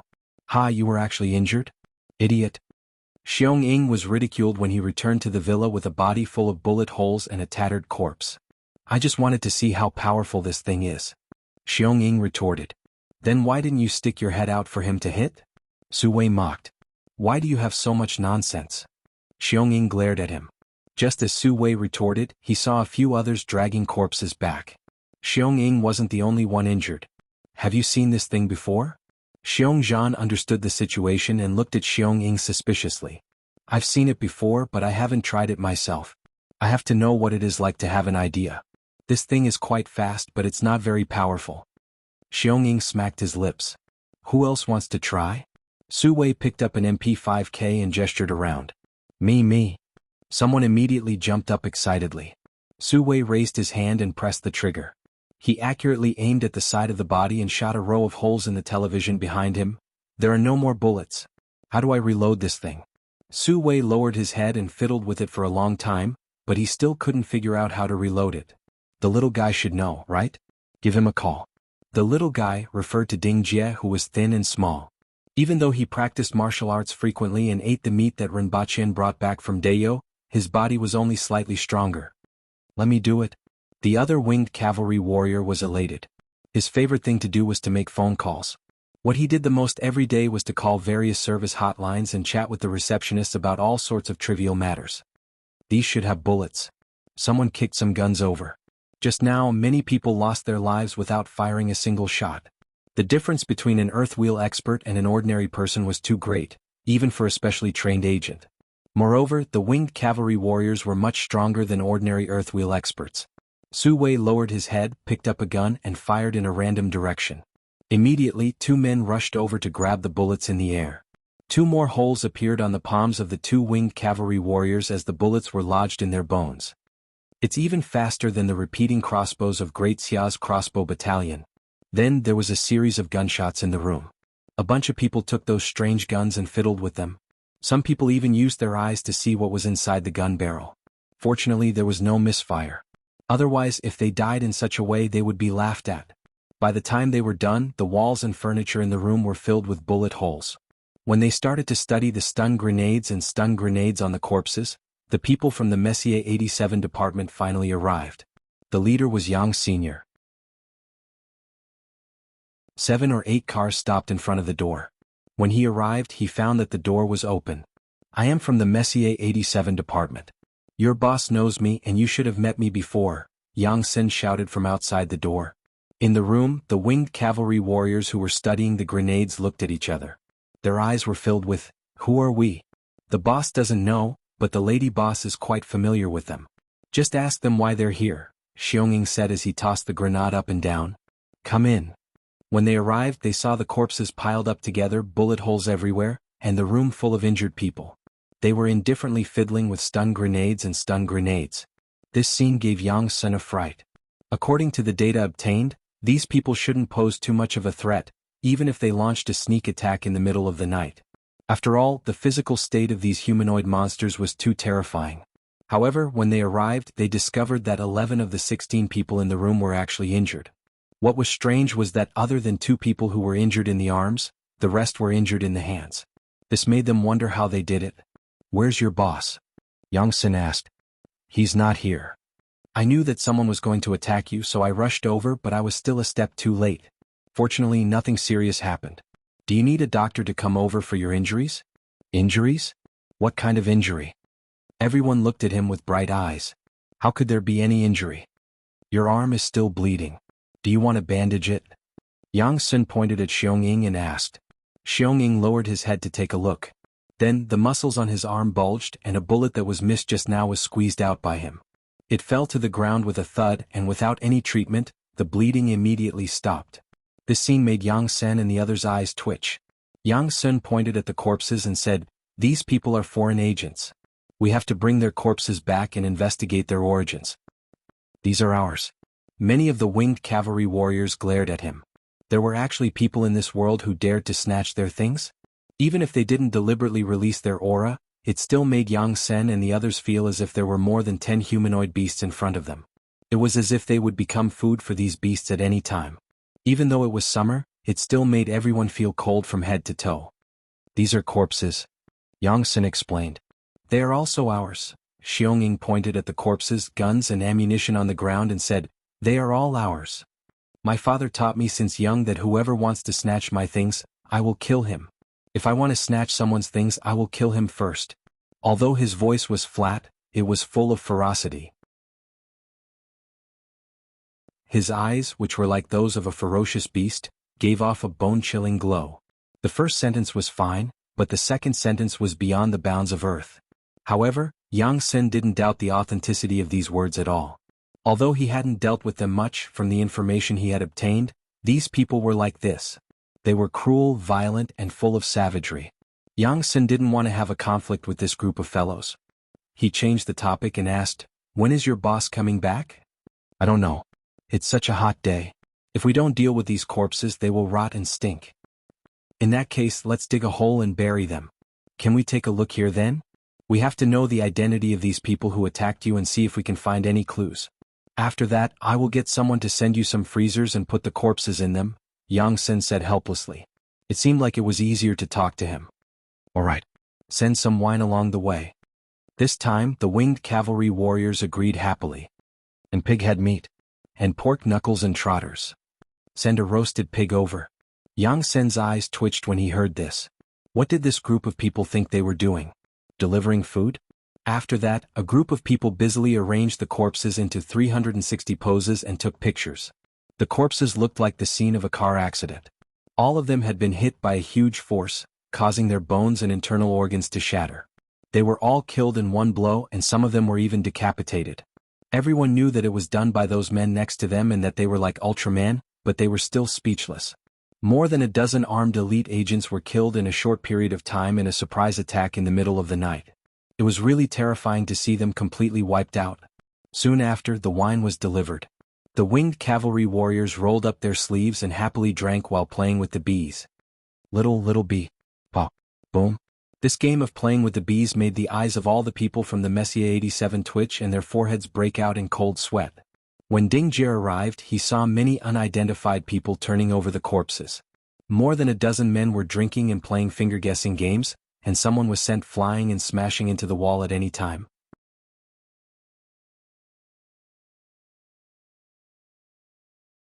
Chapter 653. As for whether flying above the sun would catch on fire, this topic mysteriously swept through half of Lan City. Even Feng Ho specifically came over to ask Rinpoche if it would catch on fire. "We won't be able to reach the sun." "What? Will it catch on fire if it does?" "It will catch fire." "Why is it on fire?" "The sun is a big fireball just like a torch. Why do you think it's on fire? Why don't you try putting your finger in the fire? If you can't light your fingers, they'll burn. The sun is a big ball of fire. What does the sun keep burning? Why is the sun burning? Do you have 100,000 whys?" Rinpoche realized that he wouldn't be able to explain it clearly to Feng Ho. "You don't know?" Feng Ho had a look of disdain on his face. "If you don't know, then say it." Rinpoche almost vomited blood. The sun is made up of the simplest elements such as hydrogen and helium, which convert the pressure of the sun's magnetic field into light and heat. What is a kiss? What is helium? What is a magnetic field? What was conversion? Why didn't the sun go out? Did you know that? Do you know or not? If you don't know, just say you don't know. I'll ask someone else. Rinpoche was immediately infuriated. Why didn't he realize that Feng Ho had such a cheap mouth in the past? How could he be doubted by this fellow? If he didn't know, who else would know? This was intolerable. Rinpoche spent the whole afternoon explaining to Feng Ho that the sun converted hydrogen and helium into light and heat. The converted light and heat were then converted into pressure in the form of a magnetic field. The hydrogen and helium then converted the pressure into light and heat. In this way, the energy repeatedly changed from one form to another, maintaining the same total energy, which was the conservation of energy. Do you understand? Rinpoche had already drunk 3 big cups of tea. There was a crowd of students outside the classroom listening to Rinpoche's lecture. "I don't understand. It's too troublesome. Forget it. If you don't understand, then you don't understand." Feng Ho shook his head and walked away with a calm expression. Rinpoche almost spat out another mouthful of blood. "Why did I bother with you all afternoon? I drank 3 cups of tea and chatted with you for the whole afternoon, and you just walked away like that?" At that time, Rinpoche felt like he had been F***ed. Soon, the court officials no longer pondered the problem of how to find the sun at night. Less than 2 days later, something else attracted their attention. It was a clock that was 2 meters tall and half a meter wide. A quarter of the top was the dial and the bottom was the pendulum. The case is made entirely of wood, and the outside of the dial and pendulum are inlaid with glass. When this was presented to the royal court, it immediately attracted everyone's attention. especially after knowing that the function of this thing was to measure time, and that it was much more accurate than a sundial and didn't have as many restrictions as a sundial. This thing that could accurately measure time immediately made everyone fall in love with it. A group of people gathered around to study it. The 12 numbers on it represent 24 hours, right? 2-1 asked as she stroked the glass on the dial. Her eyes were almost glued to the glass. How does this thing walk on its own? Zhuyin was also curious. With this thing, time will be much more accurate in the future. Shi Qing stroked his beard and nodded. The Empress was sitting on the throne, allowing them to study the pendulum clock. She looked very happy. She liked this pendulum clock very much. It was the first pendulum clock in the world and it was perfect for her collection. In addition, this was also made by Rinpoche. She now enjoyed seeing the surprised expressions of these people after he made all kinds of things. However, at this moment she heard a cracking sound coming from the crowd. The Empress's happy expression immediately froze. Crack, crack, wah. The crowd dispersed with a whoosh, leaving behind the dumbfounded Lien Liang of the War Division and the half-broken pendulum clock. Drag him away and hang him on the city wall, the Empress said coldly. It's not me. Lien Liang wanted to cry but had no tears. He turned to look at his superior, Qin Xuan, who was looking up at the sky. Then he looked at Shi Qing, who was looking down at his heart. Then he looked at Zhuyin, who was studying his palm print with his head lowered. If it's not you, who is it? The Empress's cold gaze swept across everyone. Everyone looked at Lien Liang in unison, and the meaning in their eyes was very clear. It's you. Sir Lien, confess. Tai Yin said leisurely. Lien Liang opened his mouth for a long time and was almost angered to death by this group of people. He didn't use any strength at all just now. There were so many people touching him just now. How did it become like this? When Rinpoche returned to the palace, he saw Lien Liang, who was hanging on the city wall, fluttering in the wind. He stood outside the palace and looked at him for a long time, not knowing who did it. This method of binding was really fascinating. They actually used tortoiseshell to tie Lien Liang up. For some reason, Rinpoche suddenly thought of the Yangqing Lake hairy crabs when he looked at Lien Liang, who was tied up and hung on the city wall. After thinking about it carefully, he had never seen crabs in Dayo and didn't know if there were any. The ingredients in this world were much better than those on Earth. It seemed like in the future, besides searching for various resources, he would also have to find ingredients. Rinpoche returned to the palace while thinking about it. Sir Ren. Lien Liang's expression changed a few times as he called out to Rinpoche, who was sizing him up from afar and lowering his head in deep thought. Rinpoche stopped and looked up with a smile. Official Lien, what's the matter? Lien Liang pondered for a long time. Should he let Rinpoche put in a good word for him or should he just stand here? Thinking about it carefully, Her Majesty couldn't hang him up for too long, and there was no need for Rinpoche to plead for him. He still owed Rinpoche one. I want to say that the scenery here is very good. Lien Liang tried his best to raise his head and pretend that the scenery here was unique. His bald head shone under the sunlight. Rinpoche originally thought that Lien Liang would ask him to put in a good word for her to be released. In the end, Rinpoche was stunned when he heard what Lien Liang said. In that case, I shall not disturb Sir Lien any further. Rinpoche cupped his fists at Lien Liang, who was in the air. I'll look at it for a while more. Lien Liang nodded. Rinpoche wanted to laugh but he kept a straight face. Your Majesty, what did Sir Lien do? Rinpoche asked as he entered the palace. Here. The Empress sat cross-legged on the couch without a care for her image. In front of her was a laptop that was emitting the sound of a game. Upon hearing Rinpoche's words, he raised his head and raised his chin. It was only then that Rinpoche noticed the broken pendulum clock at the side. It had only been a day, or rather half a day, and it had already become like this. The Aboriginals were indeed experts at demolishing things. The speed at which they dismantled was really fast. Was it done by Sir Lien? Rinpoche was dumbfounded. I saw Sir Lien just now and he said that the scenery up there is very good.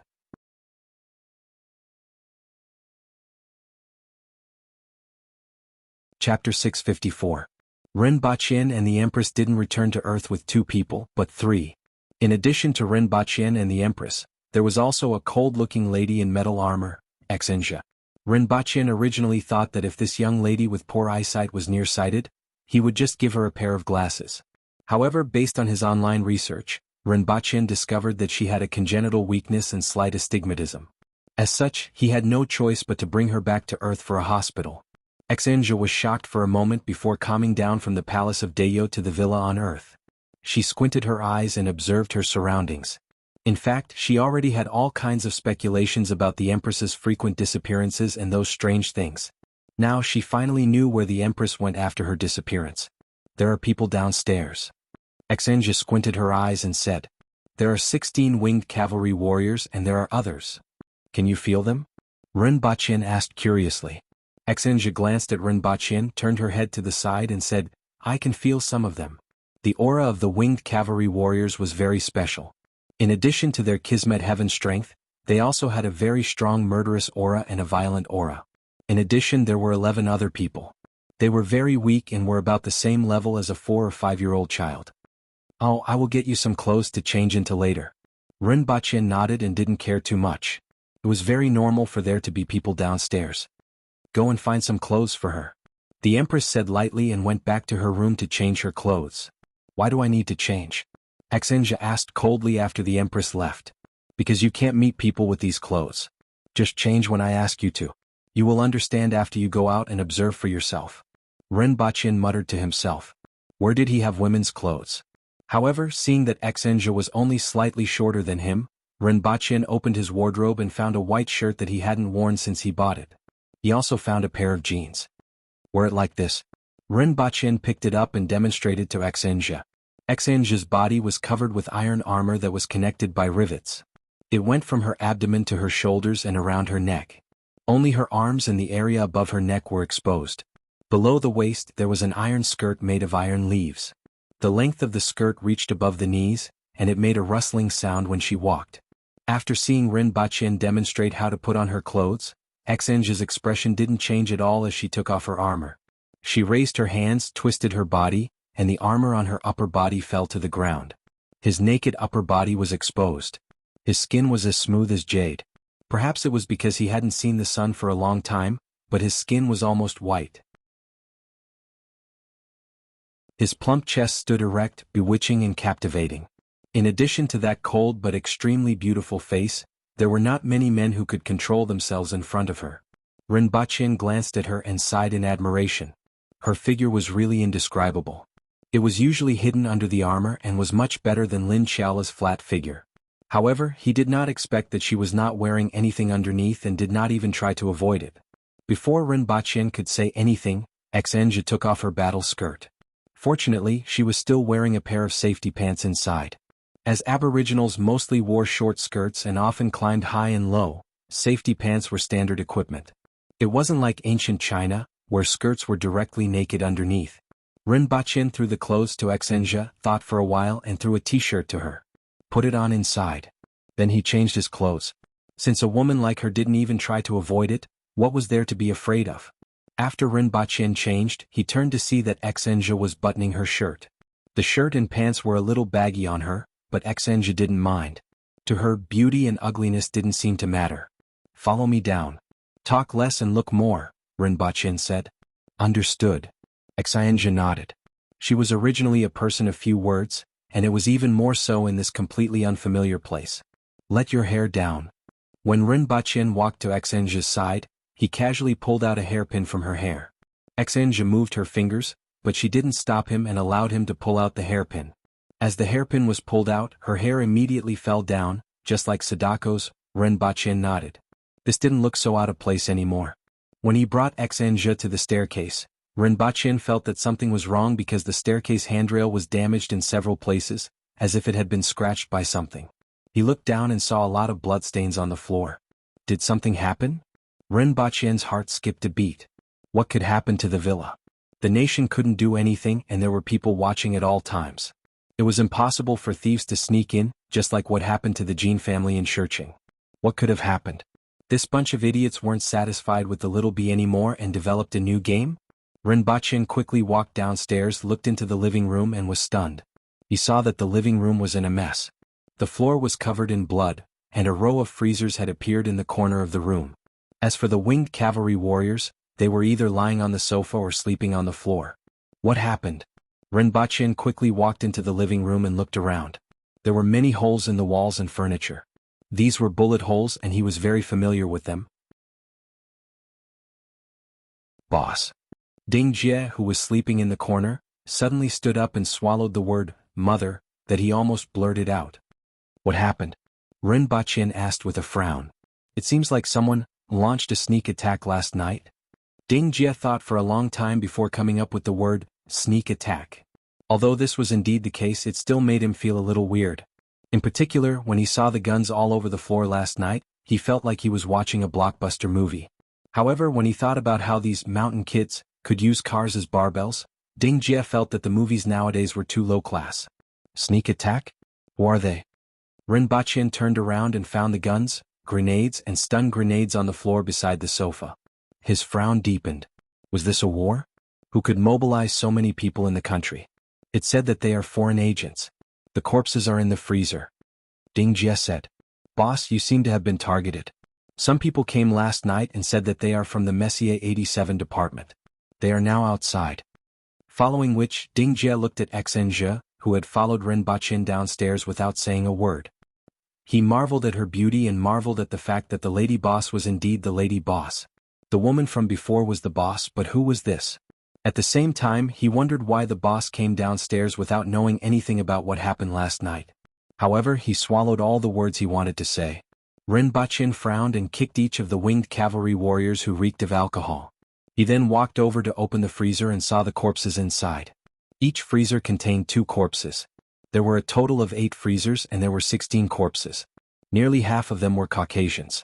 There were also a few blacks, South Americans, and 3 people who looked Chinese. My situation has been leaked. Ren Baqin immediately realized the problem. There were 16 of them, 16 fully armed agents. There was no other explanation other than his own situation being leaked. Lady boss. General Xinjie? I almost couldn't recognize her without her armor. More than a dozen winged cavalry warriors got up from the ground and were surprised to see Xinjie like this. It would be great if they could snatch her home and make her their wife. Unfortunately, they couldn't beat her. Tell me what happened last night. Ren Baqin said with a frown. I was sleeping. Suddenly, a few bugs rushed in and then I killed them. A few small bugs? How did they turn the house into this? Ren Baqin looked around. There were more than a dozen winged cavalry warriors, but they actually turned the house into this? One by one. Did you just stand there and watch them shoot at the house? How is that possible? It was Su Wei. This group of people immediately betrayed Su Wei. However, Su Wei looked proud and said, this bunch of idiots are inexperienced. I showed them a gun. However, this thing is quite fun. Ren Baqin's face twitched. The living room was now in ruins with bullet holes everywhere. The TV, air conditioner, and decorations were all broken. You actually did this.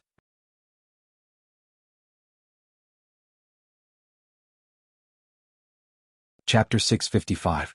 Oh, Ren Baqin has appeared? And there's an unknown woman beside him? Someone is coming down the mountain? How many people? What's their purpose? I got it. Keep an eye on them. I'll head over now. Yang Xin hung up the phone and hurried downstairs to Shi Mountain. When he was about to reach the foot of Shi Mountain, he glanced to the side and suddenly shouted, "Stop the car." The driver quickly stopped the car. Yang Xin rolled down the window and looked outside. He saw 2 bear-like men who were 1.75 to 1.8 meters tall, swaggering into the main entrance of a hotel. Although he wasn't familiar with these 2 men, he had seen their photos many times. In fact, most of the people on the mountain had this kind of build. Coupled with their bald heads that reflected the sunlight, he could even recognize them just by looking at their backs. What are they doing here? Just as this thought emerged in Yang Sen's mind, he saw the 2 men swagger to the flagpole at the entrance of the hotel. They placed their hands on the flagpole, pressed down, and broke the white steel flagpole that was more than 10 centimeters thick. Originally, their looks and figures were rather frightening. Naturally, they attracted a lot of attention when they entered the hotel. The security guard, who was about to step forward to question them, was so frightened that he stopped in his tracks. Then the 2 of them carried a flagpole each and ran away. They didn't go through the main entrance but carried the flagpoles that were more than 10 meters tall, jumped over the wall, and ran away with the wind. Everyone at the entrance of the hotel was dumbfounded by the shocking scene just now. There was also a group of tourists who had just gotten off the bus, and their eyes widened when they saw this scene. Oh my God! Gasps were heard one after another. There were originally 3 flagpoles, but now there was only one left standing there alone. Someone pushed it with a look of disbelief. This thing really wasn't made of straw. Soon after, Yang Sen's phone rang. I saw what happened. You guys go and settle it. I'll go up the mountain. Yang Sen picked up the phone and said as he watched the two people disappear into the distance. This speed is at least 60 miles per hour. The driver looked at the two people in front of him and couldn't help but exclaim at the same time. This wasn't a car, it was a person. 60 kilometers in an hour, 1 kilometer in a minute, and 100 meters in 6 seconds. Even a flying person wouldn't be that fast. Moreover, the two of them had maintained the same speed and had run at least 1 kilometer. Follow him, Yang Sen said. 100 meters in 6 seconds. If it was just a few hundred meters or a few hundred meters, it would still be acceptable, even if it had already broken the world record.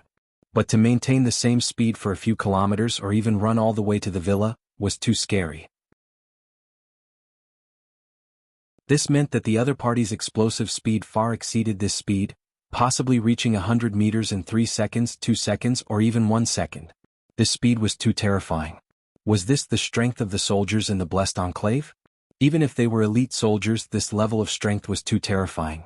From the very beginning, Yang Sen knew that the other party was a soldier. After all, he could tell at a glance from the aura of having gone through hundreds of battles. He just didn't know what level the other party was at. He had used the detector to observe these people. The power contained in their bodies was about the level of 30 to 40 elite special forces in the country, and the value was between 1,000 to 1,300. They were almost like miniature Hulks. And at this moment, it seemed that in terms of speed, they didn't have any shortcomings. In a place with complicated terrain, fighting with enemies with such speed was simply a disaster. In a second or two they could reach you from 100 meters away. Unless you opened up a distance in an open area, the opponent wouldn't be able to react. In places with complicated environments like cities, most of the time, the distance was only a few dozen meters, a dozen meters, or even a few meters. It could be said that before you could react, the other party had already reached you and killed you with a punch. These people didn't even need weapons. Their bodies were extremely powerful weapons. No wonder those two people hadn't been caught in the Southern Dynasty. In the end, it was the two people who followed them who found them. No wonder those special agents died in such a short time. Then the question was, what was up with the bullet holes on their bodies? He didn't think that those special agents could injure so many people at such a short distance, even if they were fully armed and holding weapons. Yang Sen sat in a car far behind the two people. Occasionally there would be cars passing by, and the drivers were all dumbfounded. These two people carrying a white steel flagpole ran faster than a car. When Yang Sen arrived outside the villa, the flagpole inside was already set up. On the ground in the middle of the villa, the two people stuck the flagpole into the ground more than 2 meters deep. Yang Sen was also sure that those people could indeed travel long distances at this speed. From the hotel to here, it was at least 5 or 6 kilometers. The two people didn't slow down at all and seemed to still have energy to spare. However, he didn't have the time to think about this as he was attracted by the situation in the courtyard. He stood there with more than a dozen people. There was also a big man who was tied up and tied to a rope on the flagpole. Behind them, Qi Zixiao, who was dressed in red, stood there with her arms crossed and a cold look on her face. Around her were the members of the Messier 87 department who stayed here to watch. Raise the flag, he said as he stood in front of the dozen people. Then a familiar sound of music rang out. Arise, slaves who are cold and hungry. Arise, the suffering people of the world. Our blood is boiling and we must fight for the truth. The old world has been utterly defeated. Arise, slaves. Don't say that we have nothing. We want to be the masters of the world. F***ck. The onlookers from the Messier 87 department were shocked when they heard this music. What were they doing? The Internationale? Or was it the Tang Dynasty version? Raise the flag. What are you waiting for? Raise it slowly. There must be a sense of ceremony and solemnity. Ren Baqian said to the woman who was wearing baggy jeans and a white shirt under the flagpole. Learn from me and salute. Whoosh. More than a dozen people imitated Ren Baqian, raised their arms and pointed their palms to their temples. They gloated as they watched the big man who was tied up and had a wooden ball stuffed in his mouth, rise with the music, float with the wind, flutter in the wind, F***ck. The people from the Messier 87 department were even more shocked. How could they do this? They wanted to shout, 666. Yang Sen, who was in the distance, almost spat out his saliva. What were they doing? They ran to the hotel at the foot of the mountain to snatch 2 flagpoles and scared the hell out of everyone just to raise a flag. It was to raise a person. the ceremony is over. Ren Baqin retracted his hand. Only then did the people behind him put their hands down. Many of them felt that it was fun and raised their hands again and again. Mr. Ren, what are you? Yang Sen quickly stepped forward and asked.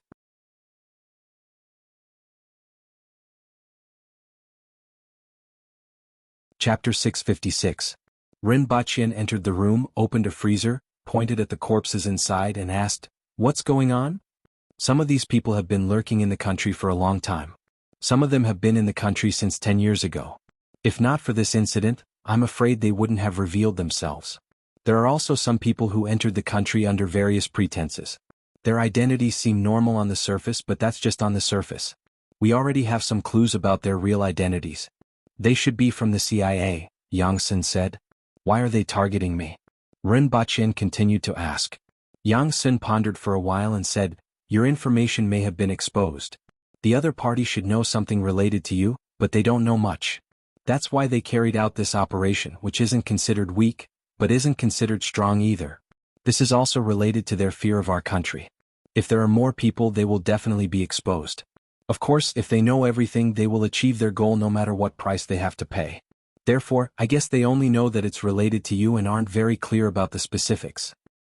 In other words, there's a traitor among your people? We are currently looking for the reason for the leak. I suggest you strengthen the defenses here, such as surveillance equipment. I don't see any of that here, but I can arrange it if you need it. In addition, we will pay more attention to this place in the future. Yang Sen didn't mention anything about putting their people in charge of security. Although he wanted to, he knew that the other party didn't need it. With these burly men here, even if they attacked with the military, they might not be able to take down this place. Especially after being bullied by these people. They couldn't mobilize the military either. This was China, not the United States. Will they have any ideas about my family? Ren Baqin asked. I will strengthen the protection of your family, Yang Sen said. Thank you. Ren Baqin cupped his fists to express his gratitude. In fact, this matter didn't make him too worried. He knew better than anyone else the lethality of these winged cavalry warriors. What these winged cavalry warriors lacked was their understanding of firearms. As long as they were familiar with them, no one would be their match in a complicated environment like Xishan. If 16 wasn't enough, 32 would be enough.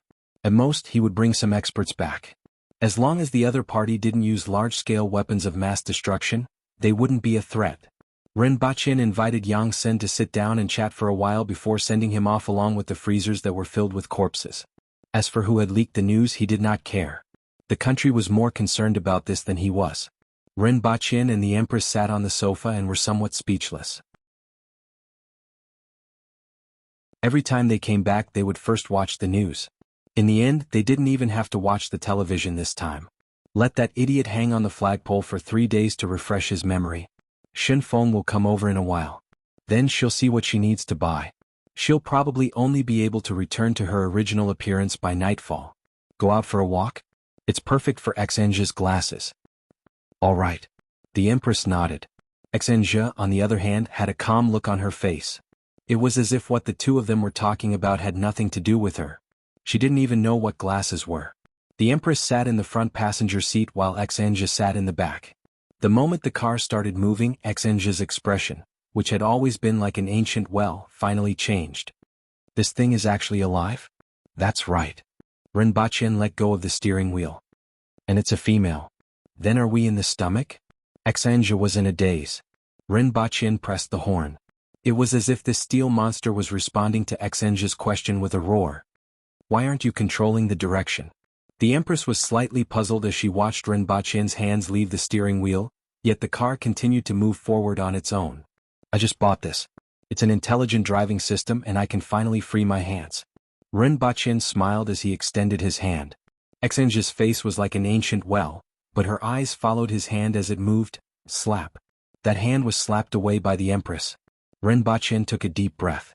His hand, which hadn't been slapped for a long time, was swollen again. For the rest of the journey, Xenja, who came to Earth for the first time, was very calm. It wasn't until they reached the city that she said, "This looks like a jungle." A steel jungle. Ren Baqin nodded. A steel jungle? Hearing these words, Xenja perked up.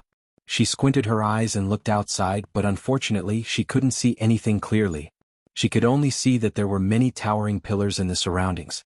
In addition, she saw some of the monsters that she and the others were riding on galloping on both sides.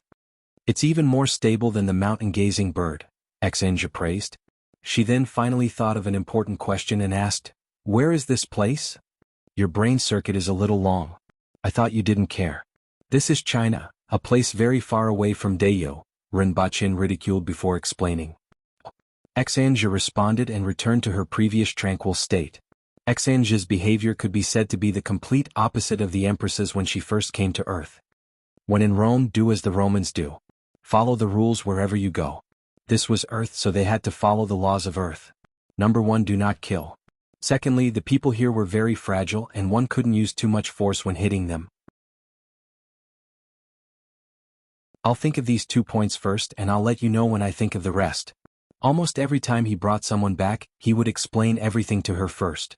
On Earth, the Aboriginals' worldview was a little skewed. Things that the Aboriginals thought were normal were all illegal and criminal here. After which, Rinpoche bought a set of clothes for Xinjia and brought her to get a pair of glasses. 2 hours later, beside Rinpoche was an intellectual beauty with fluttering long hair. She wore a short skirt, a shirt and a pair of glasses. Other than her cold expression, she was almost flawless.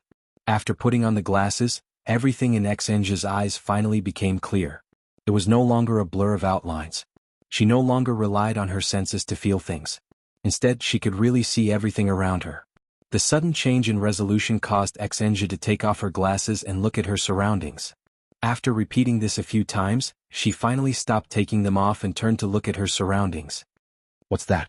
The frost on Xinjia's face finally melted. She excitedly pointed to a shop with a pink sign that depicted a woman in lingerie. "A lingerie shop. Interested?" Rinpoche turned to the Empress and asked, "Zixiao, do you want to buy lingerie?" "Sure," the Empress replied casually. Xinjia looked at the Empress in surprise. She didn't expect Rinpoche to call her by her name. She then pointed to another shop and asked, "What about that?"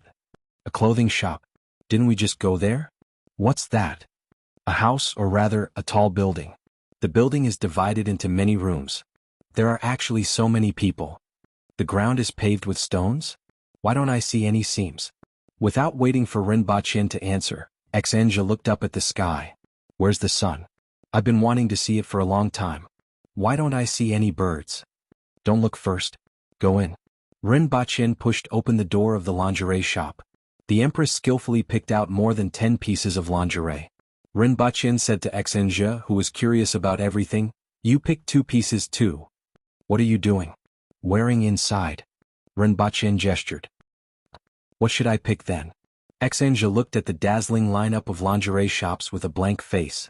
Rinpoche admired Xinjia's dazed and helpless expression. Soon after, he calmly picked out a few pieces of white lingerie and underwear and told the salesperson, "D for the bras and 65 for the waist." "How did you know the size of her lingerie? Have you seen it before?" The Empress appeared beside him and asked suspiciously. "Intuition. My intuition has always been accurate." Rinpoche's expression didn't change. This kind of question was child's play to him and didn't cause any ripples in his heart. The Empress gritted her teeth and gave him a look that said, "Are you bluffing me?" The salesperson had a weird look on her face. When she saw Rinpoche picking out lingerie for the bespectacled beauty, she thought that she was his girlfriend. She didn't expect that this was, the circle of the rich was indeed messy. "I haven't seen you before either. Didn't I buy it back then? I've never heard you say that the size was wrong." Rinpoche beamed with joy. "Sure enough, I'm born with talent. A man needs to have some talent." The Empress's face immediately turned from white to red, all the way to her ears. Bang!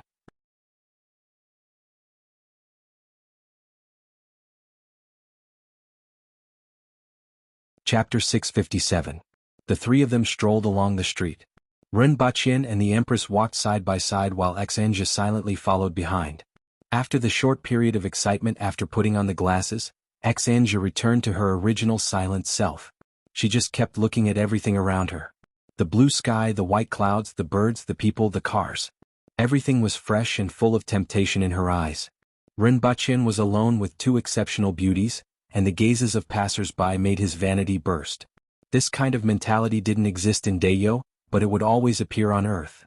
Not returning home after becoming rich was like walking at night in brocade clothes. This was his hometown. Whether it was the knowledge of everything, the three outlooks, the way of thinking, or the similar growth experiences of everyone, everything indicated that this was his hometown. As a result, such a situation occurred here. He couldn't wait to let the whole world know that the person beside him was his fiancée. There. The Empress suddenly stopped in her tracks and stared at a spot. In particular, the alluring aroma coming from that direction made her unable to move. Rinpoche twitched his nose. He didn't need to look to know what the Empress had taken a fancy to. The cake shop. After a while, when the three of them came out of the cake shop, the Empress was carrying a large pile of desserts and throwing them into her mouth as she walked. Xinjia was taking small bites of a cake and measuring how much was left with her fingers as she ate. It was as if she was afraid that she would finish it in 2 or 3 bites. However, behind them the cake shop was very busy. Half of the cake shop was packed and ready to be sent to the villa. An aboriginal could support a restaurant, and the Empress could support a restaurant and 2 dessert shops. Why can't you make it? The Empress threw the cake into her mouth with one hand and poked Rinpoche's arm with the other. She always felt that it was a pity that she could only eat such delicacies on earth.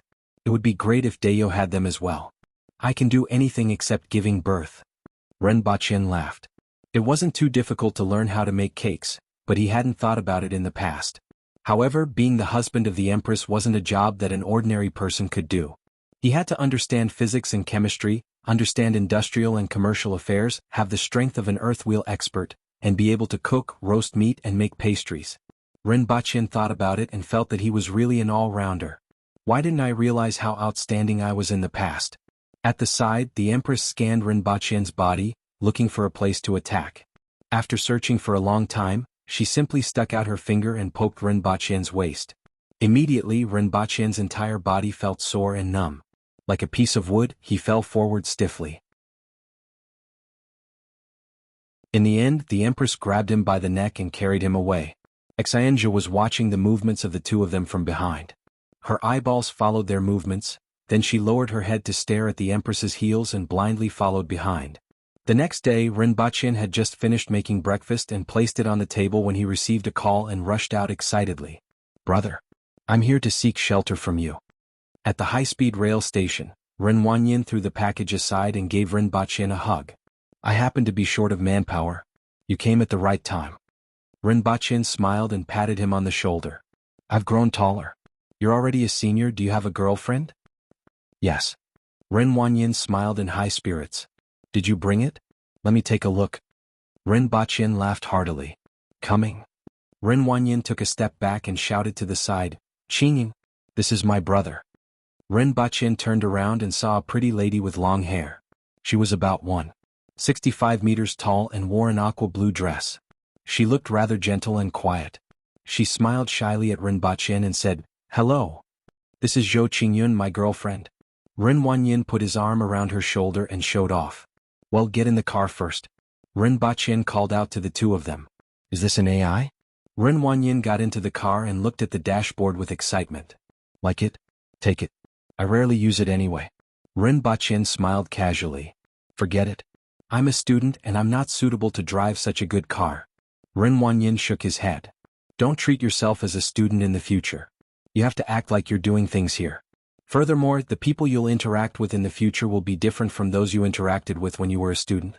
You still have to have some similar outfits. I don't need to care about these things, but you should. After all, clothes make the man. Rinpoche said. Got it. I'll learn well. Rinwanyin nodded. I'm not asking you to learn. I'm asking you to do it now. However, someone will help you. While Rinpoche and Rinwanyin were talking, Zhou Qingyun looked at Rinpoche curiously from the back seat. She knew that her boyfriend's family conditions weren't bad, but they weren't considered wealthy.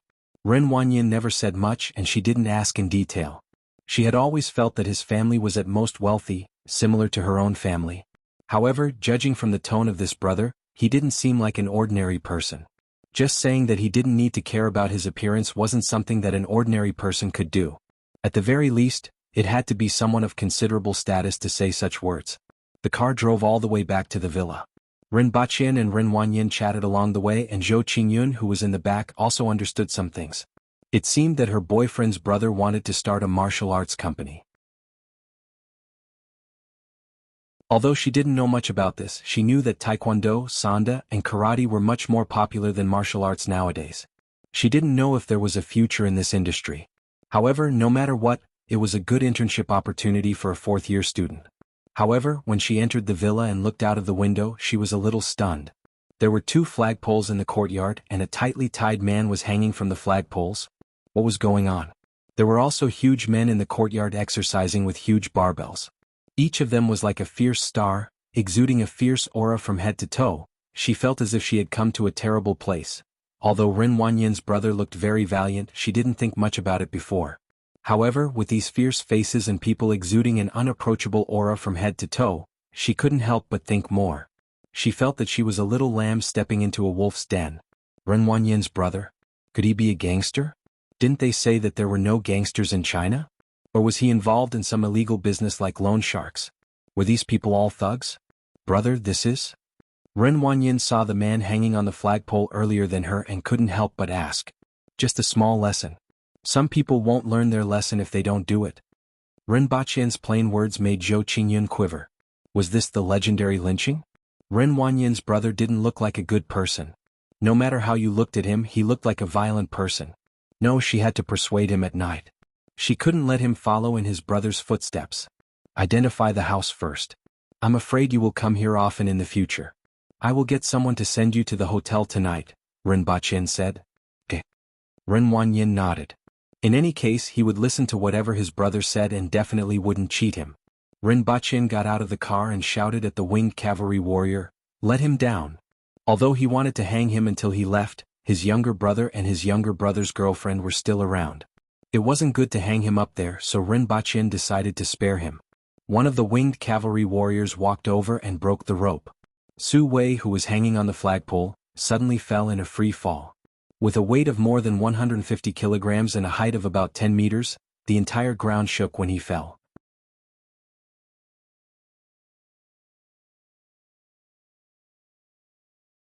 Chapter 658. Falling from a height of 10 meters and being tied up tightly, a free fall with his body and face on the ground would have severely injured an ordinary person even if he didn't die. However, for a winged cavalry warrior, it was no different from falling while walking. The next second, Su Wei jumped up from the ground. The moment he jumped, the ropes that were tightly tied around his body broke and fell to the ground. He could break these ropes at any time if he wanted to. However, after breaking them, he reckoned that he would really be hung up to dry. Su Wei took out the wooden ball from his mouth and spat a few times. Then he looked at Ren Baqian with a hidden bitterness and said, "Lady boss, I'm hungry." For a day and a night, he listened to others eating meat and drinking wine while he was exposed to the cold wind and basked in the sun. This feeling was really sour. "Get lost, go find your own food," Ren Baqian scolded jokingly. Su Wei received the order and teleported to the front of the villa like a rabbit. He opened the door and rushed over. 3 seconds later, he smashed through the glass and flew out with a big shoe print on his face. "Call for takeout yourself." Ren Baqian threw the phone to Su Wei, turned around and said to Ren Wanyan and Zhou Qingyun, "Let's go." Zhou Qingyun's eyes were wide open when the winged cavalry warrior jumped up from the ground. When he teleported to the door, she couldn't even close her mouth. In the end, he smashed through the window and flew out with a big shoe print on his face. These scenes made Zhou Qingyun's brain tremble. What exactly was going on? Ren Wanyan pushed her a few times before she came back to her senses. "Let's go. Why are you in a daze?" "Okay." Zhou Qingyun felt that she must have been distracted just now, so she didn't see how that person appeared at the door in an instant. As for other things such as how he fell from a height of 10 meters without any injuries and how the rope broke, she didn't want to think about them. She followed Ren Wanyan into the house with a blank face. "Sister-in-law." Ren Wanyan's eyes lit up as soon as he entered the room. The Empress shifted her gaze from the television and nodded slightly as a greeting. Although it was a little cold, Ren Wanyan was used to the Empress's coldness during the New Year, so he didn't mind. However, when he saw the Empress, he was more or less a little reserved. Very few people could behave freely in front of the Empress, let alone him. Zhou Qingyun's heart skipped a beat when she saw the woman in red sitting on the sofa. There was actually such a beautiful woman, especially her temperament. She gave off the feeling of the snowy peaks of Kunlun. She was both proud and otherworldly. Was this his sister-in-law? There was also the white-clothed woman standing behind them. Although her appearance and temperament couldn't compare to the red-clothed woman, she was still much better than those celebrities on TV. He didn't know who she was. Sit. Ren Baqin pointed to the sofa. In a while I will introduce you to a few people. In the future you can look for them if you need anything. Ren Baqin sat beside the Empress, grabbed her popcorn and threw it into his mouth. All right. Ren Wanyin replied obediently. He then looked at Xinjur and asked, This is? She's a colleague, you don't have to worry about her. Ren Baqin waved his hand. Brother, this can't be real, right? Ren Wanyin suddenly noticed that there was a pile of firearms behind the sofa. There were pistols, submachine guns and even grenades. He was immediately shocked. It's fake, Ren Baqin replied casually. However, neither of them believed him. There were still bullets in the magazines scattered on the floor. Even a fool wouldn't think that they were fake. Zhou Qingyun's brain started to tremble again. She was already convinced that she had fallen into a wolf's den. This place was more dangerous than a wolf's den. Would she be silenced after seeing these things? At the thought of this, her face turned pale and she didn't even dare to breathe heavily. She was afraid that others would notice this place. Ren Baqin noticed that her face had turned pale. He immediately knew what was going on. These things could easily scare ordinary people. Don't think too much. You may not know that I'm a member of a state agency, but I won't reveal the specific department. It's just like how you wouldn't find it strange when you see those policemen with guns. Ren Baqin smiled kindly. Zhou Qingyun finally relaxed a little and forced a smile. However, when she saw the bullet holes everywhere on the surrounding walls and the bloodstains that hadn't been wiped clean, she began to feel like she was sitting on pins and needles again. Other people's emotions were at most like riding a roller coaster, going up and down. Her mood was like the stock market, going down again and again as if there was no end to it. After that, Ren Baqin called in the winged cavalry warriors who were outside. More than a dozen burly men stood there, almost all of them bare-chested with scars, giving Ren Wanyin and Zhou Qingyun a lot of pressure. Ren Baqin first told Ren Wanyin the names of these people. Ren Wanyin had seen a few of them before, but he didn't expect there to be so many of them in Ren Baqin's villa.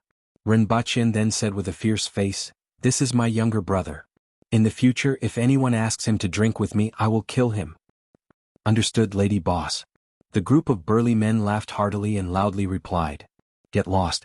Ren Baqin laughed and scolded them. In any case, he probably couldn't get rid of the title of lady boss. However, he would get used to it after a while. Just treat it as a nickname. While Ren Baqin was cooking, Ren Wanyin walked around the villa. Everything else was fine and within the normal range. However, when they saw the supermarket, they were a little surprised. There were many rich people who bought villas, but this was probably the only one who opened a supermarket in their own home. Zhou Qingyun could only tell herself that this was another strange hobby of rich people. At noon, they witnessed the terrifying appetites of Ren Baqin, the Empress and Xinjia. In the afternoon, Shen Feng, Ding Jie, and the two hired warriors arrived one after another. The two warriors were surnamed Lu. The eldest brother was Lu Qingguan and the second brother was Lu Qinggu. Their ancestral home was the hometown of martial arts. They were somewhat famous in the martial arts world, but they weren't very glamorous. Ren Baqin saw that the two of them were somewhat useful. After training the winged cavalry warriors, he hired them as nominal consultants. Although the two of them had been scared to death by the winged cavalry during their time in the villa, they were considered to have found a powerful backer. In the future, they wouldn't have to worry about food and clothing, and they could even learn a thing or two from the winged cavalry warriors. Naturally, they were very happy about this. Ren Baqin introduced these people to Ren Wanyin one by one as a greeting and arranged the following matters. The only interlude was that Ren Wanyin mistook Shen Feng for a man and even called her brother Shen. This made Shen Feng a little unhappy. Although she always dressed in a gender-neutral manner, she didn't really like being mistaken for a man. Especially after being slapped to the wall by the winged cavalry, she finally realized that being a woman had its benefits. Boss, aren't you going to dispose of these guns? There's no point in keeping them here and they might get into trouble, Shen Feng asked before leaving. Just find a room and throw them inside. Will anyone come to investigate? Ren Baqin looked indifferent. Not to mention that he was currently on a honeymoon with the nation. Even if he were to fall out with them one day, it wouldn't be because of this. The munitions given to him by the Messier 87 department were enough to blow up a small city. Also, let them see if there are any broken skulls and the like. If the housekeepers saw it, it would be easy to scare them. You guys are too cruel. I heard that the heads of the dead are like the scene of a car accident. Shen Feng bent over and used her fingers to pick out a fingernail-sized piece of broken bone with blood, flesh, and hair from the crack of the cabinet at the door. She looked disgusted. Ren Wanyin and Zhou Qingyun's faces stiffened on the spot, and the sweat on their foreheads dripped down layer by layer. "Boss, I'm leaving first." Shen Feng threw the piece of skull on the shoe cabinet at the side and went out with a smile on her face. Scaring the two of them was considered a small revenge, and she felt much better. However, while Shen Feng was happy, Ren Wanyin and Zhou Qingyun weren't happy at all. If they were in another place, they definitely wouldn't believe it. However, with the guns on the ground, bullet holes and bloodstains all over the wall, they couldn't tell themselves that it was fake even if they wanted to. "Brother?" Ren Wanyin broke out in a cold sweat. "She was just teasing you too. It's a cow bone." Ren Baqian's expression didn't change at all, completely ignoring the fact that there was still some golden hair on that piece of bone. Regardless of whether the two of them believed it or not, he believed it anyway. For the next 2 days, Ren Baqian was busy with the affairs of the martial arts center and didn't know that Ren Wanyin had an argument with his girlfriend after arriving at the hotel that day. As for the reason, it was because of Ren Wanyin's work here. Even though Ren Baqian said that he was a member of the government, looking at those thuggish men, looking at the room full of weapons and looking at the piece of skull with hair on it, Zhou Qingyun felt deeply uneasy. You're tuning in to the Han Li's Wuxia Chronicles YouTube channel. We're so grateful for your support, and don't forget to subscribe to join us on this incredible journey through captivating stories. Your generosity through donations truly makes a world of difference, as it's the primary source of revenue that allows me to expand and enhance this channel for you. Thank you from the bottom of my heart for being a part of this adventure.